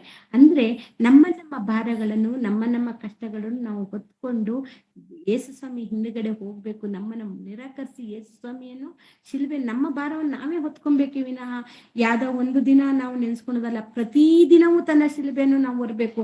ಒಂದು ದಿನ ನಮ್ಮ ಹಣೆಯಲ್ಲಿ ಮಾರ್ಕ್ ಹಾಕೊಂಡು ಶಿಲ್ಬೆ ಮಾರ್ಕ್ ಹಾಕೊಂಡ ತಕ್ಷಣ, ಬೂದಿ ಹಚ್ಕೊಂಡ ತಕ್ಷಣ, ಅಥವಾ 40 ದಿನ ವರ್ಷದಲ್ಲಿ 365 ದಿನದಲ್ಲಿ 325 ದಿನ ಲೋಕಾನುಸಾರವಾಗಿ ಜೀವಿಸಿ ನಮಗೆ ಇಷ್ಟ ಬಂದ ಭೋಗಾಶೆಗಳನ್ನು ಪೂರೈಸ್ಕೊತಾ, ಕಣ್ಣಿನ ಆಸೆಯನ್ನು ಪೂರೈಸ್ಕೊತಾ ಇದ್ದು ಕೇವಲ 40 ದಿನ ನಾವು ದೇವರ ವ್ರತ ಮಾಡ್ತೀವಿ, ತಪಸ್ಸು ಮಾಡ್ತೀವಿ, ಉಪವಾಸ ಮಾಡ್ತೀವಿ, ಪ್ರಾರ್ಥನೆ ಮಾಡ್ತೀವಿ ಅಂತ ಹೇಳಿದ್ರೆ ಅದು ದೇವರು ಮೆಚ್ಚುವಂತ ಒಂದು ವ್ರತ ಅಲ್ಲ.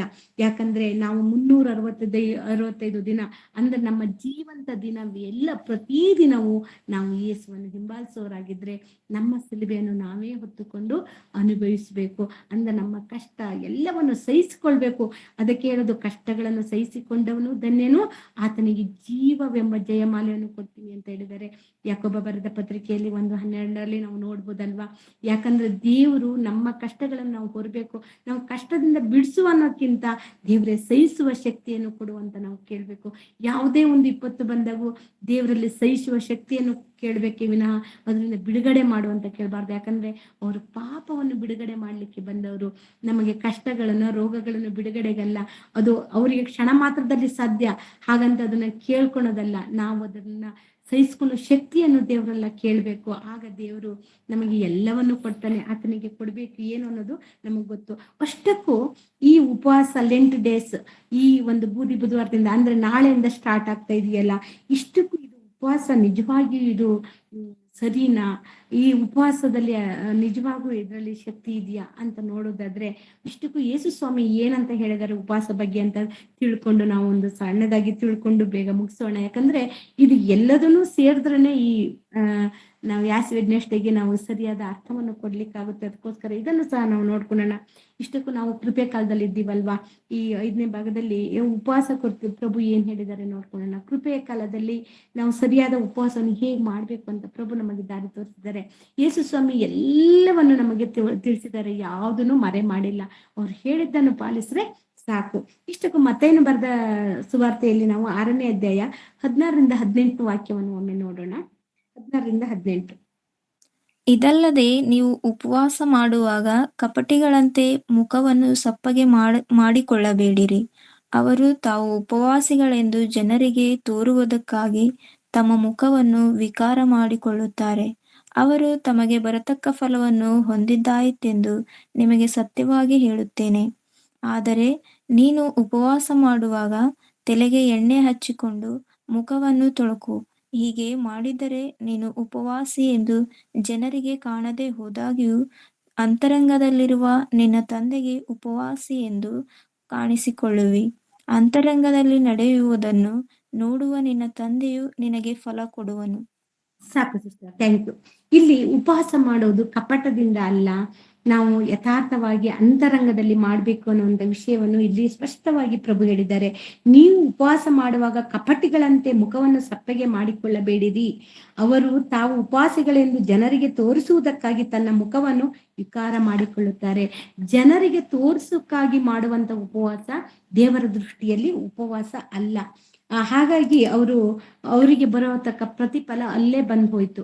ಯಾಕೆ ಅಂದ್ರೆ ನಾವು ಯಾವತ್ತು ಉಪವಾಸ ಮಾಡುವಾಗ ಊರಿಗೆಲ್ಲ ಡಂಗೂರ ಸಾರಿ ಉಪವಾಸ ಮಾಡಿದ್ರೆ ಅದಕ್ಕೆ ಪ್ರತಿಫಲ ಇಲ್ಲ. ನೀನು ಉಪವಾಸ ಮಾಡ್ತೀಯಾ, ನಿನ್ನ ಯಥಾರ್ಥ ನೀನು ಉಪವಾಸ ಮಾಡು. ನಿನಗೂ ಮತ್ತು ದೇವರಿಗೆ ಮಾತ್ರ ಉಪವಾಸ ಗೊತ್ತಿರ್ಬೇಕಿ ವಿನಃ ನಾನು ಉಪವಾಸದಲ್ಲಿದ್ದೀನಿ ಅಂತ ಏನೋ ಒಂದು ಕನಿಕರವನ್ನು ಅಥವಾ ಬೇರೆಯವರಿಂದ ಸಿಂಪತಿಯನ್ನು ತರಿಸ್ಕೊಳಕ್ಕೋಸ್ಕರ ನಾವು ಉಪವಾಸ ಮಾಡಬಾರ್ದು. ಇಲ್ಲಿ ನಾವು ಲೆಂಟ್ ಡೇ ಆರಂಭದ ಉಪವಾಸ ವ್ರತ ಪ್ರಾರಂಭ ದಿನದಲ್ಲಿ ಬೂದಿ ಹಚ್ಚಿಕೊಂಡು ನಾವು ಹಣೆ ಮೇಲೆ ಬೂದಿ ಹಚ್ಚಿಕೊಂಡು ಉಪವಾಸ ಪ್ರಾರ್ಥನೆಯಲ್ಲಿ ದೇವಿ ಅಂತಲ್ಲಿ ನಾವು ಲೋಕಕ್ಕೆ ತೋರಿಸುವ ಅನಿವಾರ್ಯತೆ ನಮಗೆ ಇಲ್ಲ ಅನ್ನೋದನ್ನು ಪ್ರಭು ಮಾತಿನಿಂದ ನಮಗೆ ಅರ್ಥ ಆಗುತ್ತೆ. ಉಪವಾಸ ಮಾಡುವುದು ನಮಗೂ ಮತ್ತು ದೇವರಿಗೆ ಮಾತ್ರ ಗೊತ್ತಿರಬೇಕು ವಿನಃ ನಮ್ಮ ಅಂತರಂಗದಲ್ಲಿ ನಾವು ಪ್ರಾರ್ಥಿಸುವುದು, ಅಂತರಂಗದಲ್ಲಿ ಇರುವ ವಿಷಯಗಳು ದೇವರಿಗೆ ಮಾತ್ರ ಎಲ್ಲವೂ ಕಾಣುವಂತದ್ದಾಗಿರ್ಬೇಕೆ ವಿನಃ ಮನುಷ್ಯರಿಗೆ ತೋರಿಕೆಗೆ ನಾವು ಆಗಿರ್ಬಾರ್ದು ಅನ್ನುವಂತ ಸತ್ಯನ ಹೇಳ್ತಾರೆ. 18ನೇ ವಾಕ್ಯದಲ್ಲಿ ನೋಡಿ, ಹೀಗೆ ಉಪವಾಸ ಮಾಡಿದ ಉಪವಾಸಿ ಎಂದು ಜನರಿಗೆ ಕಾಣದ ಹೋಗ್ಯದ್ದು ಅಂತರಂಗದಲ್ಲಿರುವ ನಿನ್ನ ತಂದೆಯು ಉಪವಾಸಿ ಎಂದು ಕಾಣಿಸಿಕೊಳ್ಳುವೆ. ಅಂತರಂಗದಲ್ಲಿ ನಡೆಯುವುದನ್ನು ನೋಡುವ ನಿನ್ನ ತಂದೆಯು ನಿನಗೆ ಫಲ ಕೊಡುವನು. ನಾವು ಅಂತರಂಗ ಶುದ್ಧೀಕರಣ ಮಾಡಿಕೊಳ್ಬೇಕು. ಅಂತರಂಗದಲ್ಲಿ ದೇವರಿಗೆ ನಾವು ಉಪಾಸಿಗಳಂತ ಕಾಣಿಸ್ಕೊಂಡ್ರೆ ಸಾಕು, ಪಬ್ಲಿಕ್ ಆಗಿ ಕಾಣಿಸುವ ಅವಶ್ಯಕತೆ ನಮಗೆ ಇಲ್ಲ. ಇದ್ರ ಒಳ ಅರ್ಥ ಪಶ್ಚಾತ್ತಾಪ ಪಡಬೇಕು, ದೇವರಿಗೆ ಮಾತ್ರ ಅದು ಗೊತ್ತಾಗ್ಬೇಕೇ ವಿನಃ ನಾವು ಊರಿಗೆಲ್ಲ ಡಂಗುರ ಸಾರಿ ಬೂದಿಯನ್ನು ಹಣೆಗೆ ಹಚ್ಕೊಂಡು ನಾವು ಉಪಾಸಿಗಳಂತ ತೋರ್ಸ್ಕೊಳ್ಳೋ ಅನಿವಾರ್ಯತೆ ನಮಗೆ ಇಲ್ಲ ಅಂತ ಅನ್ಸುತ್ತೆ. ಇದು ಬೈಬಲ್ ವಾಕ್ಯಕ್ಕೆ ವಿರೋಧವಾಗಿದೆ. ಇದು ದೇವರು ನೋಡುವುದು ನಮ್ಮ ಹಣೆ ಮೇಲಿನ ಬೂದಿಯಲ್ಲ, ನಮ್ಮ ಒಡೆದ ಮನಸ್ಸನ್ನು, ನಮ್ಮ ಅಂತರಂಗವನ್ನು ದೇವರು ನೋಡುವುದು. ಹಾಗಾಗಿ ನಾವು ಹಣೆ ಮೇಲೆ ಬೂದಿ ಹಚ್ಚಿಕೊಂಡ ತಕ್ಷಣ ನಾವು ಪವಿತ್ರರಾಗಲ್ಲ. ದೇವರು ಒಡೆದ ಮನಸ್ಸನ್ನು ನೋಡಿ ನಮ್ಮ ವಿಜ್ಞಾಪನೆಗಳನ್ನು, ಪ್ರಾರ್ಥನೆಯನ್ನು ಲಾಲಿಸುವವರಾಗಿದ್ದಾರೆ. ಉಪವಾಸ ಮಾಡ್ಬೇಕನ್ಸಿದ್ಯಾ ಮಾಡಿ, ಅದು ನಿಮಗೂ ಮತ್ತು ದೇವರಿಗೆ ಸಂಬಂಧಪಟ್ಟಿದ್ದು, ಎಲ್ಲರಿಗೂ ತಿಳಿಸಿ ಮಾಡುವ ಅವಶ್ಯಕತೆ ಇಲ್ಲ. ಯೋಹೇಲನ ಗ್ರಂಥದಲ್ಲಿ ನಾವು ಇದನ್ನು ಒಮ್ಮೆ ನೋಡ್ಕೊಳ್ಳೋಣ.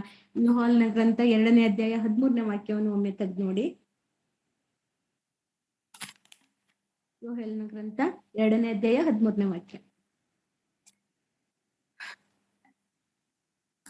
ಯೋವೇಲ್ ಪ್ರವಾದಿಯ ಗ್ರಂಥ ಸಿಕ್ತಾ? ಯೋವೇಲ 2:13.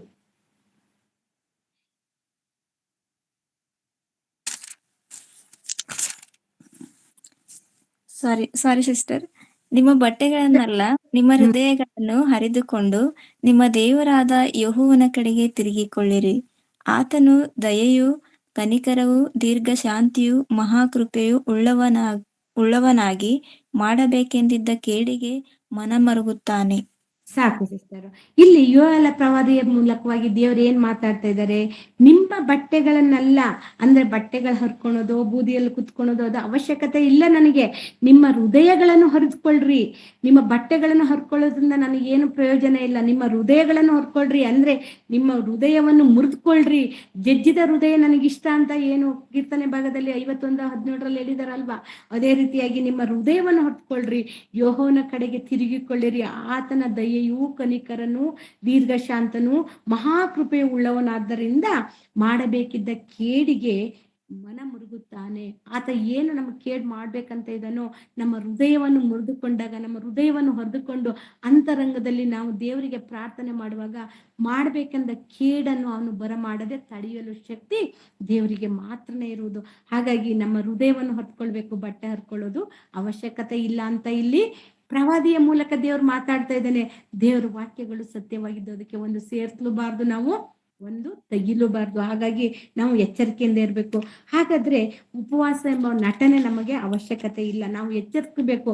ಬರೀ 40 ದಿನ ಮಾತ್ರ ನಾವು ಏನು ಮಾಂಸ ಬಿಡ್ತೀವಿ, ಇಷ್ಟವಾದ ಆಹಾರ ಪದಾರ್ಥವನ್ನು ಬಿಡ್ತೀವಿ, ದಮ್ಮ ಹೊಡಿಯಲ್ಲ, ಸಿಗರೇಟ್ ಸೇಯಲ್ಲ, ಡ್ರಿಂಕ್ಸ್ ಮಾಡಲ್ಲ, ಕೆಟ್ಟ ಮಾತಾಡಲ್ಲ, ದಾನ ಧರ್ಮ ಮಾಡ್ತೀವಿ, ನಾವು ಏನು ಅನ್ನವನ್ನು ಬಿಡ್ತೀವಲ್ಲ ಆ ಅನ್ನವನ್ನು ಬಿಟ್ಟಿರೋದು, ನಾವು ತಿನ್ನುವ ಪದಾರ್ಥ. ಕೆಲವೊಂದು ಸಭೆಗಳಲ್ಲಿ ಈ ಪದ್ಧತಿ ಇದೆಯಂತೆ. ಕೆಲವೊಬ್ರು ಗದಗದಿಂದ ಸಿಸ್ಟರ್ ಒಬ್ರು ಮನೆ ಹೇಳ್ತಾ ಇದ್ರು, ನೀವೇನು ಉಪವಾಸ ಮಾಡಾಗ ಏನೇನ್ ತಿಂತ ಇದ್ರಲ್ಲ ಅದಕ್ಕೆ ಎಷ್ಟೆಷ್ಟು ದುಡ್ಡಾಗುತ್ತೆ ಅದನ್ನೆಲ್ಲ ಒಂದು ಕಾಣಿಕೆ ಡಬ್ಬಲಿಟ್ಟು ಲಾಸ್ಟ್ ದಿನ ತಂದು ನಮ್ಮ ಸಭೆಗೆ ಕೊಡಿ ಅಂತ ಹೇಳುವಂತ ಪಾಸ್ಟರ್ಗಳು ಇದಾರಂತೆ. ಅದು ನನ್ಗೆ ಗೊತ್ತಿಲ್ಲ. ಕೆಲವೊಂದು ಸಂಪ್ರದಾಯಗಳು, ಕೆಲವೊಂದು ಪದ್ಧತಿಗಳು, ಕೆಲವೊಂದು ಸಭೆಗಳಲ್ಲಿದೆ. ಅಂದ್ರೆ ಇದನ್ನೆಲ್ಲ ಮಾಡೋದ್ರಿಂದ ದೇವರು ಮೆಚ್ಚುತ್ತಾನ ಅಂದ್ರೆ ಖಂಡಿತವಾಗಿ ಈ ನಟನೆ ಉಪವಾಸ ಬೇಕಾಗಿಲ್ಲ. ನೀವು 40 ದಿನ ವ್ರತ ಮಾಡ್ಕೊಂಡು ಅದಾದ್ರ ಮೇಲೆ ಮಾರನೇ ದಿನ ಏನು ಮಾರನೇ ದಿನ ಈಸ್ಟರ್ ಹಬ್ಬದ ದಿನದಿಂದ ನೀವು ಯಥೇಚ್ಛವಾಗಿ ಮತ್ತೆ ಲೋಕದ ಸ್ವಭಾವವಾಗಿ ನೀವು ಬದುಕ್ರಿ. ಉಪವಾಸ ಮಾಡಿದಕ್ಕೆ ಏನು ಪ್ರಯೋಜನ ಇಲ್ಲ. ಹಾಗಾಗಿ 40 ದಿನ ಸ್ವಲ್ಪ ಕಾಲದ ನಮ್ಮದ ವ್ರತ ಅಲ್ಲ, ಇದು ದೀರ್ಘಕಾಲದ ಶಾಶ್ವತವಾದ ವ್ರತ. ನಾವು ದೀಕ್ಷೆ ಸ್ನಾನ ತೆಗೆದುಕೊಂಡದ್ದೇ ವ್ರತ ದಿನ ಪ್ರಾರಂಭವಾಗಿದೆ. ನಮ್ಮ ಕೊನೆ ಉಸಿರಿರುವವರೆಗೂ ನಾವು ವ್ರತ ದಿನವನ್ನು ದೇವರಿಗೆ ಮೆಚ್ಚುಗೆಯಾದ ರೀತಿಯಲ್ಲಿ ನಡೆಯುವುದೇ ವ್ರತ. ನಾವು ದೇವರೊಂದಿಗೆ ನಡೆಯುವುದೇ ವ್ರತ. ದೇವರಿಗೆ ಹೇಗೆ ಬಯಸ್ತಾರೋ ಅದೇ ರೀತಿಯಾಗಿ ನಾವು ನಡ್ಕೊಂಡು ಹೋದ್ರೆ ಅದೇ ನಮ್ಮ ಜೀವನದಲ್ಲಿ ವ್ರತ.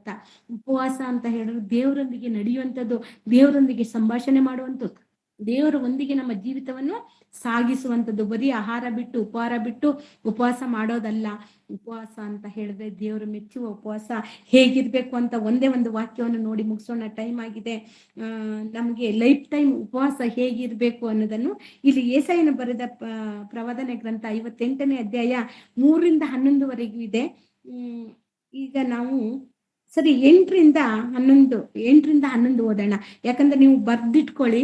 ಯೆಶಾಯನ ಬರೆದ ಪ್ರವಾದನೆ ಗ್ರಂಥ 58ನೇ ಅಧ್ಯಾಯ 3ನೇ ವಾಕ್ಯದಿಂದ 11ನೇ ವಾಕ್ಯದವರೆಗೂ ನೀವು ಹೇಗೆ ಉಪವಾಸ ಮಾಡ್ಬೇಕನ್ನೋದು ಡೀಟೇಲ್ ಆಗಿ ದೇವ್ರು ಬರ್ಸಿದ್ದಾರೆ. ಸಮಯ ಇಲ್ಲದ ಕಾರಣ ನಾವು 8ನೇ ವಾಕ್ಯದಿಂದ 11ನೇ ವಾಕ್ಯವನ್ನು ಓದ್ಕೊಳ್ಳೋಣ. ಇದನ್ನು ಆಚರಿಸುವಾಗ ನಿಮಗೆ ಬೆಳಕು ಉದಯದಂತೆ ಭೇದಿಸಿಕೊಂಡು ಬರುವುದು. ನಿಮ್ಮ ಕ್ಷೇಮವು ಬೇಗನೆ ವಿಕಸಿಸುವುದು. ನಿಮ್ಮ ಧರ್ಮವು ನಿಮಗೆ ಮುಂಬಲವಾಗಿ ಮುಂದುವರಿಯುವುದು. ಯೆಹೋವನ ಮಹಿಮೆಯು ನಿಮಗೆ ಹಿಂಬಲವಾಗಿಯೂ ಇರುವುದು. ಆಗ ನೀವು ಕೂಗಿದರೆ ಯೆಹೋವನು ಉತ್ತರ ಕೊಡುವನು. ಮೊರೆಯಿಟ್ಟು ಕರೆದರೆ ಇಗೋ ಇದ್ದೇನೆ ಅನ್ನುವನು. ನೀವು ನಿಮ್ಮ ಮಧ್ಯದೊಳಗಿಂದ ನೊಗವನ್ನು ಬೆರಳಸನ್ನೆಯನ್ನು ಕೇಡಿಕಿನ ನುಡಿಯನ್ನು ಹೋಗಲಾಡಿಸಿ ನಿಮಗೆ ಪ್ರಿಯವಾದದನ್ನು ಹಸಿದವರಿಗೆ ಒದಗಿಸಿ ಕುಗ್ಗಿದವರ ಆಸೆಯನ್ನು ನೆರವೇರಿಸಿದರೆ ಆಗ ನಿಮಗೆ ಕತ್ತಲಲ್ಲಿ ಬೆಳಕು ಉದಯಿಸುವುದು. ನಿಮ್ಮ ಅಂಧಕಾರವು ಪರಿಹಾರವಾಗಿ ಮಧ್ಯಾಹ್ನವಾಗುವುದು ಮತ್ತು ಯೆಹೋವನು ನಿಮ್ಮನ್ನು ನಿತ್ಯವೂ ನಡೆಸುತ್ತಾ ಮರುಭೂಮಿಯಲ್ಲಿಯೂ ನಿಮ್ಮ ಆತ್ಮವನ್ನು ತೃಪ್ತಿಗೊಳಿಸಿ ನಿಮ್ಮ ಎಲುಬುಗಳನ್ನು ಸಸಾರ ಮಾಡುವನು. ನೀವು ಸಾಕು. ಇಲ್ಲಿ ನಾವು ನಿಜವಾದ ಉಪವಾಸ ಹೇಗೆ ಮಾಡ್ಬೇಕು ಅನ್ನೋದನ್ನು ಇಲ್ಲಿ ದೇವ್ರು ಬರ್ಸಿದ್ದಾರೆ. ಮೆಚ್ಚುಗೆ ಆದ ಉಪವಾಸ ಏನು ಅನ್ನೋದನ್ನು. ಸರಿ, ನಾನು 6ನೇ ವಾಕ್ಯದಿಂದ ಸ್ವಲ್ಪ ಓದ್ಕೊಂತೀನಿ ನೋಡಿ. ಕೇಡಿನ ಬಂಧವನ್ನು ಬಿಚ್ಚುವುದು, ನೊಗದ ಕಣ್ಣಿಗಳನ್ನು ಕಳಚುವುದು, ಜಜ್ಜಿ ಹೋದವರನ್ನು ಬಿಡುಗಡೆ ಮಾಡುವುದು, ನೊಗಗಳನ್ನೆಲ್ಲ ಮುರಿಯುವುದು, ಹಸಿದವರಿಗೆ ಅನ್ನವನ್ನು ಹಂಚುವುದು, ಅಲೆಯುವರನ್ನು ಬಡವರನ್ನು ಮನೆಗೆ ಬರಮಾಡಿಕೊಳ್ಳುವುದು, ಬೆತ್ತಲೆ ಆದವರನ್ನು ಕಂಡಾಗೆಲ್ಲ ಅವರಿಗೆ ಹೊದಿಸುವುದು, ನಿನ್ನಂತೆ ನಿನಗಿರುವ ಯಾವನಿಗೆ ಆಗಲಿ ಮುಖ ತಪ್ಪಿಸಿಕೊಳ್ಳದಿರುವುದು, ಇವುಗಳೇ ನನಗೆ ಇಷ್ಟವಾದ ಉಪವಾಸ ರಥವಲ್ಲವೇ. ಇಲ್ಲಿ ದೇವ್ರು ಕೇಳ್ತಿದ್ದಾನೆ, ಉಪವಾಸ ರಥ ಅಂದ್ರೆ ನೀನು ಜೊಂಡು ಬಗ್ಸ್ಕೊಂಡು ಗೋಣಿ ಚೀಲ ಹೊತ್ಕೊಂಡು ಬೂದಿಯಲ್ಲಿ ಕುತ್ಕೊಂಡು ನೀನು ಮನಗುಂದಿದವನ್ ಹಂಗೆ ನನಗೆ ನಟನೆ ಮಾಡೋದು ಬೇಡಪ್ಪ. ನಿನ್ನ ಉಪವಾಸ ಹೇಗಿರ್ಬೇಕು ಅಂತ ಹೇಳಿ ದೇವ್ರು ಹೇಳ್ತಾ ಇದ್ದಾರೆ. ಇಲ್ಲಿ ಉಪವಾಸ ಅನ್ನೋದು ಯಾವಾಗಲೂ ದೇವ್ರು ಮೆಚ್ಚುವ ರೀತಿಯಲ್ಲಿ, ದೇವ್ರು ಏನು ಬಯಸ್ತಾರೋ ಆ ರೀತಿಯಲ್ಲಿ ನಾವು ನಡಿಬೇಕು ಅಂತೇಳಿ ನಮಗೆ ಇಲ್ಲಿ ಹೇಳ್ತಾರೆ. ದೇವ್ರು ಮೆಚ್ಚುವ ಉಪವಾಸ ಆಚರಣೆಯಲ್ಲಿ ಇಲ್ಲ, ಅದು ನಮ್ಮ ಕ್ರಿಯೆಗಳಲ್ಲಿ ಇರಬೇಕು ಅನ್ನೋದು ದೇವ್ರು ಇಲ್ಲಿ ಸ್ಪಷ್ಟವಾಗಿ ಹೇಳ್ತಾರೆ. ನೀವು 58ನೇ ಅಧ್ಯಾಯ 3ನೇ ವಾಕ್ಯದಿಂದ 11ನೇ ವಾಕ್ಯದವರೆಗೂ ಗಮನವಿಟ್ಟು ಓದಿ ಧ್ಯಾನಿಸಿ, ನಿಮಗೆ ಇದರಲ್ಲಿ ಸಂಪೂರ್ಣವಾದ ಅರ್ಥವನ್ನು ಸಿಗುತ್ತೆ. ಅಂದ್ರೆ ಉಪವಾಸದ ಮುಖ್ಯ ಉದ್ದೇಶ ಒಂದು ಕ್ಷಮಾಗುಣ. ನಮ್ಮಲ್ಲಿ ಕ್ಷಮೆಯನ್ನು ನಾವು ಕಾಣ್ಬೇಕಂದ್ರೆ ಅನ್ಯಾಯವನ್ನು ಬೇಡಿಯನ್ನು ಬಿಚ್ಚುವುದು ಅಂದ್ರೆ ಇಲ್ಲಿ ನಮ್ಮ ಕ್ಷಮೆ, ನಮ್ಮ ವಿರೋಧಿಗಳನ್ನು ಕ್ಷಮಿಸುವುದು, ನಮ್ಮನ್ನು ದ್ವೇಷಿಸುವುದವರನ್ನು ಕ್ಷಮಿಸುವಂತ ಗುಣ ನಮ್ಮಲ್ಲಿ ಇರಬೇಕು. ಅದನ್ನು ದೇವರು ಉಪವಾಸಕ್ಕೆ ಹೋಲಿಸ್ತಾ ಇದ್ದಾರೆ. ಅದೇ ರೀತಿ ಪ್ರೀತಿ ಅನ್ನೋದು ಎಷ್ಟು ಮಹೋನ್ನತವಾಗಿದ್ದು, ದೇವರ ಪ್ರೀತಿಯನ್ನು ನಾವು ಸಾರಬೇಕು. ಅಂದ್ರೆ ಹಸಿದವರಿಗೆ ಅನ್ನವನ್ನು ಹಂಚುವುದು ಅಂದ್ರೆ ನಾವು ದೇವರ ಪ್ರೀತಿಯನ್ನು ಸಾರಬೇಕು. ಯಾರು ಬಾಯಾರಿದ್ದಾರೋ, ಯಾರು ಹಸಿದಾರೋ ಅಂದ್ರೆ ದೇವರ ಬಗ್ಗೆ ತಿಳ್ಕೊಬೇಕಂತ ತುಂಬಾ ಹಸಿದಿರ್ತಾರೆ ಅಂತವರಿಗೆ ನಾವು ವಾಕ್ಯವನ್ನು ಕೊಟ್ಟು ಆ ವಾಕ್ಯದಿಂದ ಅವರನ್ನು ತೃಪ್ತಿಪಡಿಸಿದಾಗ ಅವ್ರು ಎಷ್ಟು ಸಂತೃಪ್ತ ಪಡಿತಾರೆ ಅಂತ ಹೇಳಿದ್ರೆ ಆ ದೇವರ ವಾಕ್ಯವೇ ನಿಜವಾದ ಆಹಾರ. ಆ ಆಹಾರವನ್ನು ಹಂಚುವುದ್ರ ಮೂಲಕವಾಗಿ ನಾವು ಜನರ ಹಸಿವನ್ನು, ಆತ್ಮಿಕ ಹಸಿವನ್ನು ನಾವು ನಿಂಗಿಸಬಹುದು. ಅದು ದೇವರ ಪ್ರೀತಿಯನ್ನು ಸಾರುವುದು. ಹಾಗಾಗಿ ಪ್ರೀತಿ ಎಲ್ಲರನ್ನು ಪಾಪಗಳನ್ನು ಮುಚ್ಚುವಂಥದ್ದು ಪ್ರೀತಿ. ಹಾಗಾಗಿ ನಾವು ಪ್ರೀತಿಯಿಂದ ಪ್ರತಿಯೊಬ್ಬರನ್ನು ಆಧರಿಸ್ಬೇಕು ಅಂತ. ಇನ್ನೊಂದು ಕರುಣೆ ಅಂತ ಬರುತ್ತೆ. ಈ ಕರುಣೆ ಅಂತ ಇಲ್ಲ, ದಿಕ್ಕಿಲ್ಲದವರನ್ನು ಮನೆಗೆ ಸೇರಿಸಿಕೊಳ್ಳುವುದು, ಬಟ್ಟೆ ಇಲ್ಲದವರಿಗೆ ಬಟ್ಟೆ ಕೊಡುವುದು ಅಂದ್ರೆ ಹೊದಿಸುವುದಂದ್ರೆ ಏನರ್ಥ? ಇದನ್ನ ದಿಕ್ಕಿಲ್ಲದವರ ಮನೆಗೆ ಸೇರಿಸಿಕೊಳ್ಳುವುದಂದ್ರೆ ದಾರಿ ಬಳಿ ಹೋಗೋರ್ನೆಲ್ಲ ಮನೆಗೆ ಕರ್ಕೊಬಂದು ಸೇರಿಸ್ಕೊಳ್ಳಿ ಅಂತನ ಅರ್ಥ? ಖಂಡಿತವಲ್ಲ. ಅಂದ್ರೆ ದಿಕ್ಕು ತೋಚಲ್ಲ. ಕೆಲವರು ದೇವ್ರು ಇಲ್ಲ ಅಂತಾರೆ, ಕೆಲವರು ದೇವ್ರಿದ್ದಾನೆ ಅಂತಾರೆ. ದೇವ್ರಿದ್ರು ಯಾರು ಅಂತ ಹುಡುಕ್ತಾ ಇರ್ತಾರೆ. ಅವರಿಗೆ ದಿಕ್ಕು ತೋಚಲ್ಲ. ಇದನ್ನ ನಂಬೇಕಾ, ಇವ್ರು ಹೇಳೋ ಸತ್ಯನ ಅಂತ ಹುಡುಕಾಡ್ತಾ ಇರ್ತಾರೆ. ಅಂಥವ್ರಿಗೆ ನಾವು ಸಭೆಗೆ ಸೇರಿಸ್ಕೊಂಡು ಅವರಿಗೆ ದೇವರ ಜ್ಞಾನವನ್ನು ತಿಳಿಸಿ ದೇವರ ಪ್ರೀತಿಯನ್ನು ಸಾರಿ, ಅಂದ್ರೆ ಅವರು ನಗ್ನರಾಗಿರ್ತಾರೆ, ಬಟ್ಟೆ ಇಲ್ಲದವರಾಗಿರ್ತಾರೆ. ಬಟ್ಟೆ ಇಲ್ಲದವ್ರು ಅಂತ ಹೇಳಿದ್ರೆ ಮೈ ಮೇಲೆ ಬಟ್ಟೆ ಇಲ್ಲ ಅಂತ ಅಲ್ಲ, ಅವರು ಕತ್ತಲೆ ಜೀವನದಲ್ಲಿ ಇರ್ತಾರೆ. ಅವರಿಗೆ ಸತ್ಯದ ಅರಿವು ಇರೋಲ್ಲ.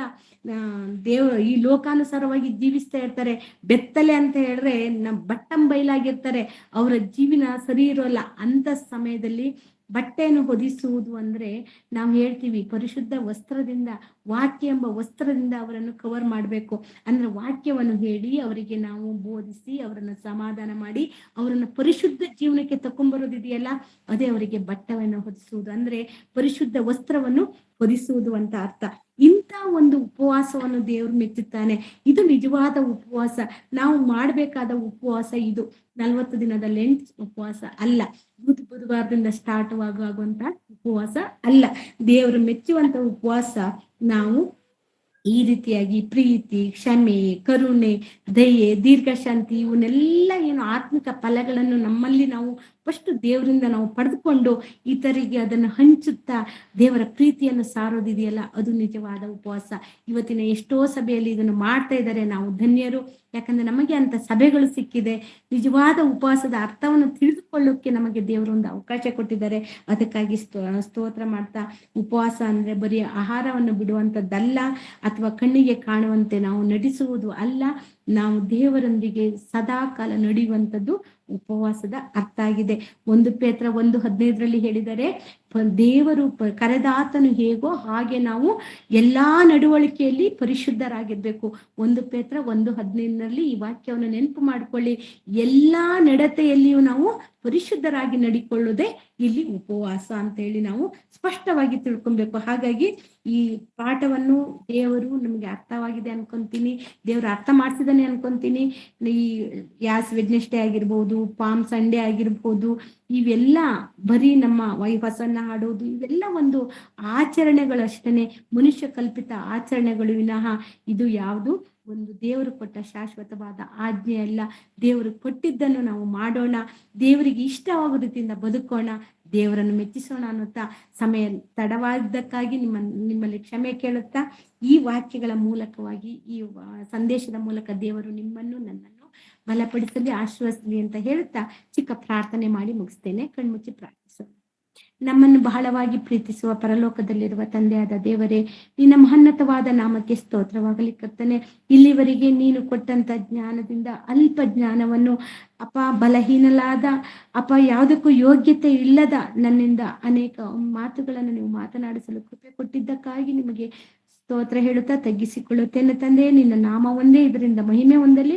ಮಕ್ಕಳು ಕೇಳಿದ್ದಾರಪ್ಪ, ಕೇಳಿದ್ದನ್ನು ಮರೆತು ಬಿಡದೆ, ಆಚರಣೆಗಳ ಹಿಂದೆ ಹೋಗದೆ, ನೀನು ಇಷ್ಟಪಡುವ ರೀತಿಯಿಂದ ನಿನ್ನ ಮಾತುಗಳನ್ನು ಕೈಗೊಂಡು ನಡೆದು ಅದರ ಪ್ರಕಾರ ಜೀವಿಸಿ ನಿನ್ನ ನಾಮವನ್ನು ಮಹಿಮೆ ಪಡಿಸುವಂತ ಮಕ್ಕಳನ್ನಾಗಿ ಮಾರ್ಪಡಿಸು ತಂದೆ.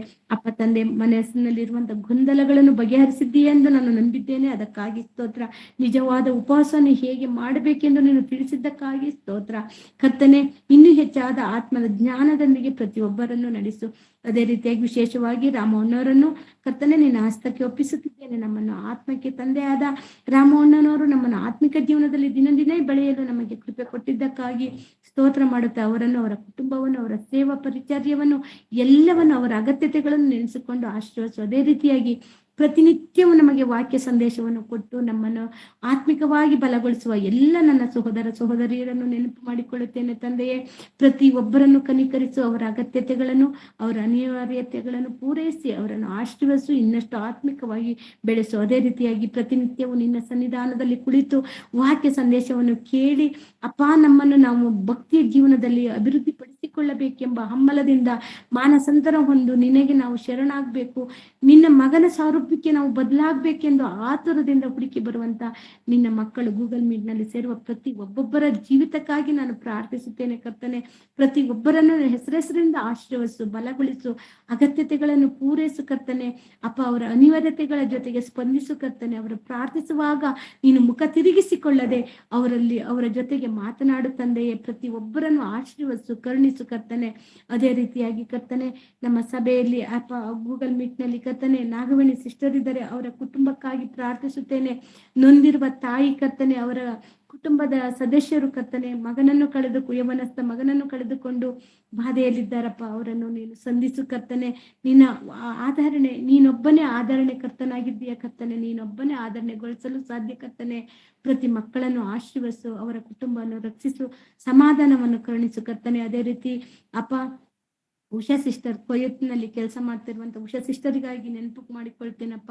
ಅವರು ಆದಷ್ಟು ಬೇಗ ಇಂಡಿಯಾಕ್ಕೆ ವಾಪಸ್ ಬರಲು ಬೇಕಾದ ಎಲ್ಲವನ್ನು ನೀವು ಒದಗಿಸಿಕೊಟ್ಟು ಕರುಣಿಸಿ ಕರ್ತನೆ. ಅದೇ ರೀತಿಯಾಗಿ ಕರ್ತನೆ ವಿಶೇಷವಾಗಿ ಕರ್ತನೆ ಗಾಯತ್ರಿ ಸಿಸ್ಟರಿಗಾಗಿ ಪ್ರಾರ್ಥಿಸುತ್ತೇನೆ. ಒಡೆದು ಹೋದರು ಕುಟುಂಬವನ್ನು ನೀನು ಮತ್ತೆ ಬಲಗೊಳಿಸಿ ನಿನ್ನ ಸೇವೆಯಲ್ಲಿ ಕುಟುಂಬ ಸಮೇತರಾಗಿ ದುಡಿಯುವಂತೆ ಅವರನ್ನು ಕೃಪೆಯಿಂದ ನಡೆಸು ಕರ್ತನೆ. ಅದೇ ರೀತಿ ಅನೇಕರು ಬಲಹೀನದಲ್ಲಿದ್ದಾರೆ ಕರ್ತನೆ, ಅವರನ್ನೆಲ್ಲವರನ್ನು ನೆನಪು ಮಾಡಿಕೊಂಡು ಅಗತ್ಯತೆಗಳನ್ನು ಪೂರೈಸಿ ಎಂದು ಬೇಡುತ್ತಾ ಈ ಚಿಕ್ಕ ಪ್ರಾರ್ಥನೆಯನ್ನು ಪ್ರಭು ಯೇಸು ಕ್ರಿಸ್ತರ ನಾಮದಲ್ಲಿ ಬೇಡಿ ಬಂದಿರುವೆ ನನ್ನ ತಂದೆಯೇ, ಆಮೇನ್. ತಂದೆಯಾದ ದೇವರ ಪ್ರೀತಿಯು, ಯೇಸು ಕ್ರಿಸ್ತರ ಕೃಪೆಯು, ಪವಿತ್ರಾತ್ಮ ದೇವರ ಅನನ್ಯ ಸಹವಾಸವು ನಮ್ಮೆಲ್ಲರೊಂದಿಗೂ ನಿತ್ಯವೂ ನಿರಂತರವೂ ಇರಲಿ ಸ್ವಾಮಿ. ಆಮೇನ್. ಎಲ್ಲರಿಗೂ ಶುಭ ವಂದನೆ.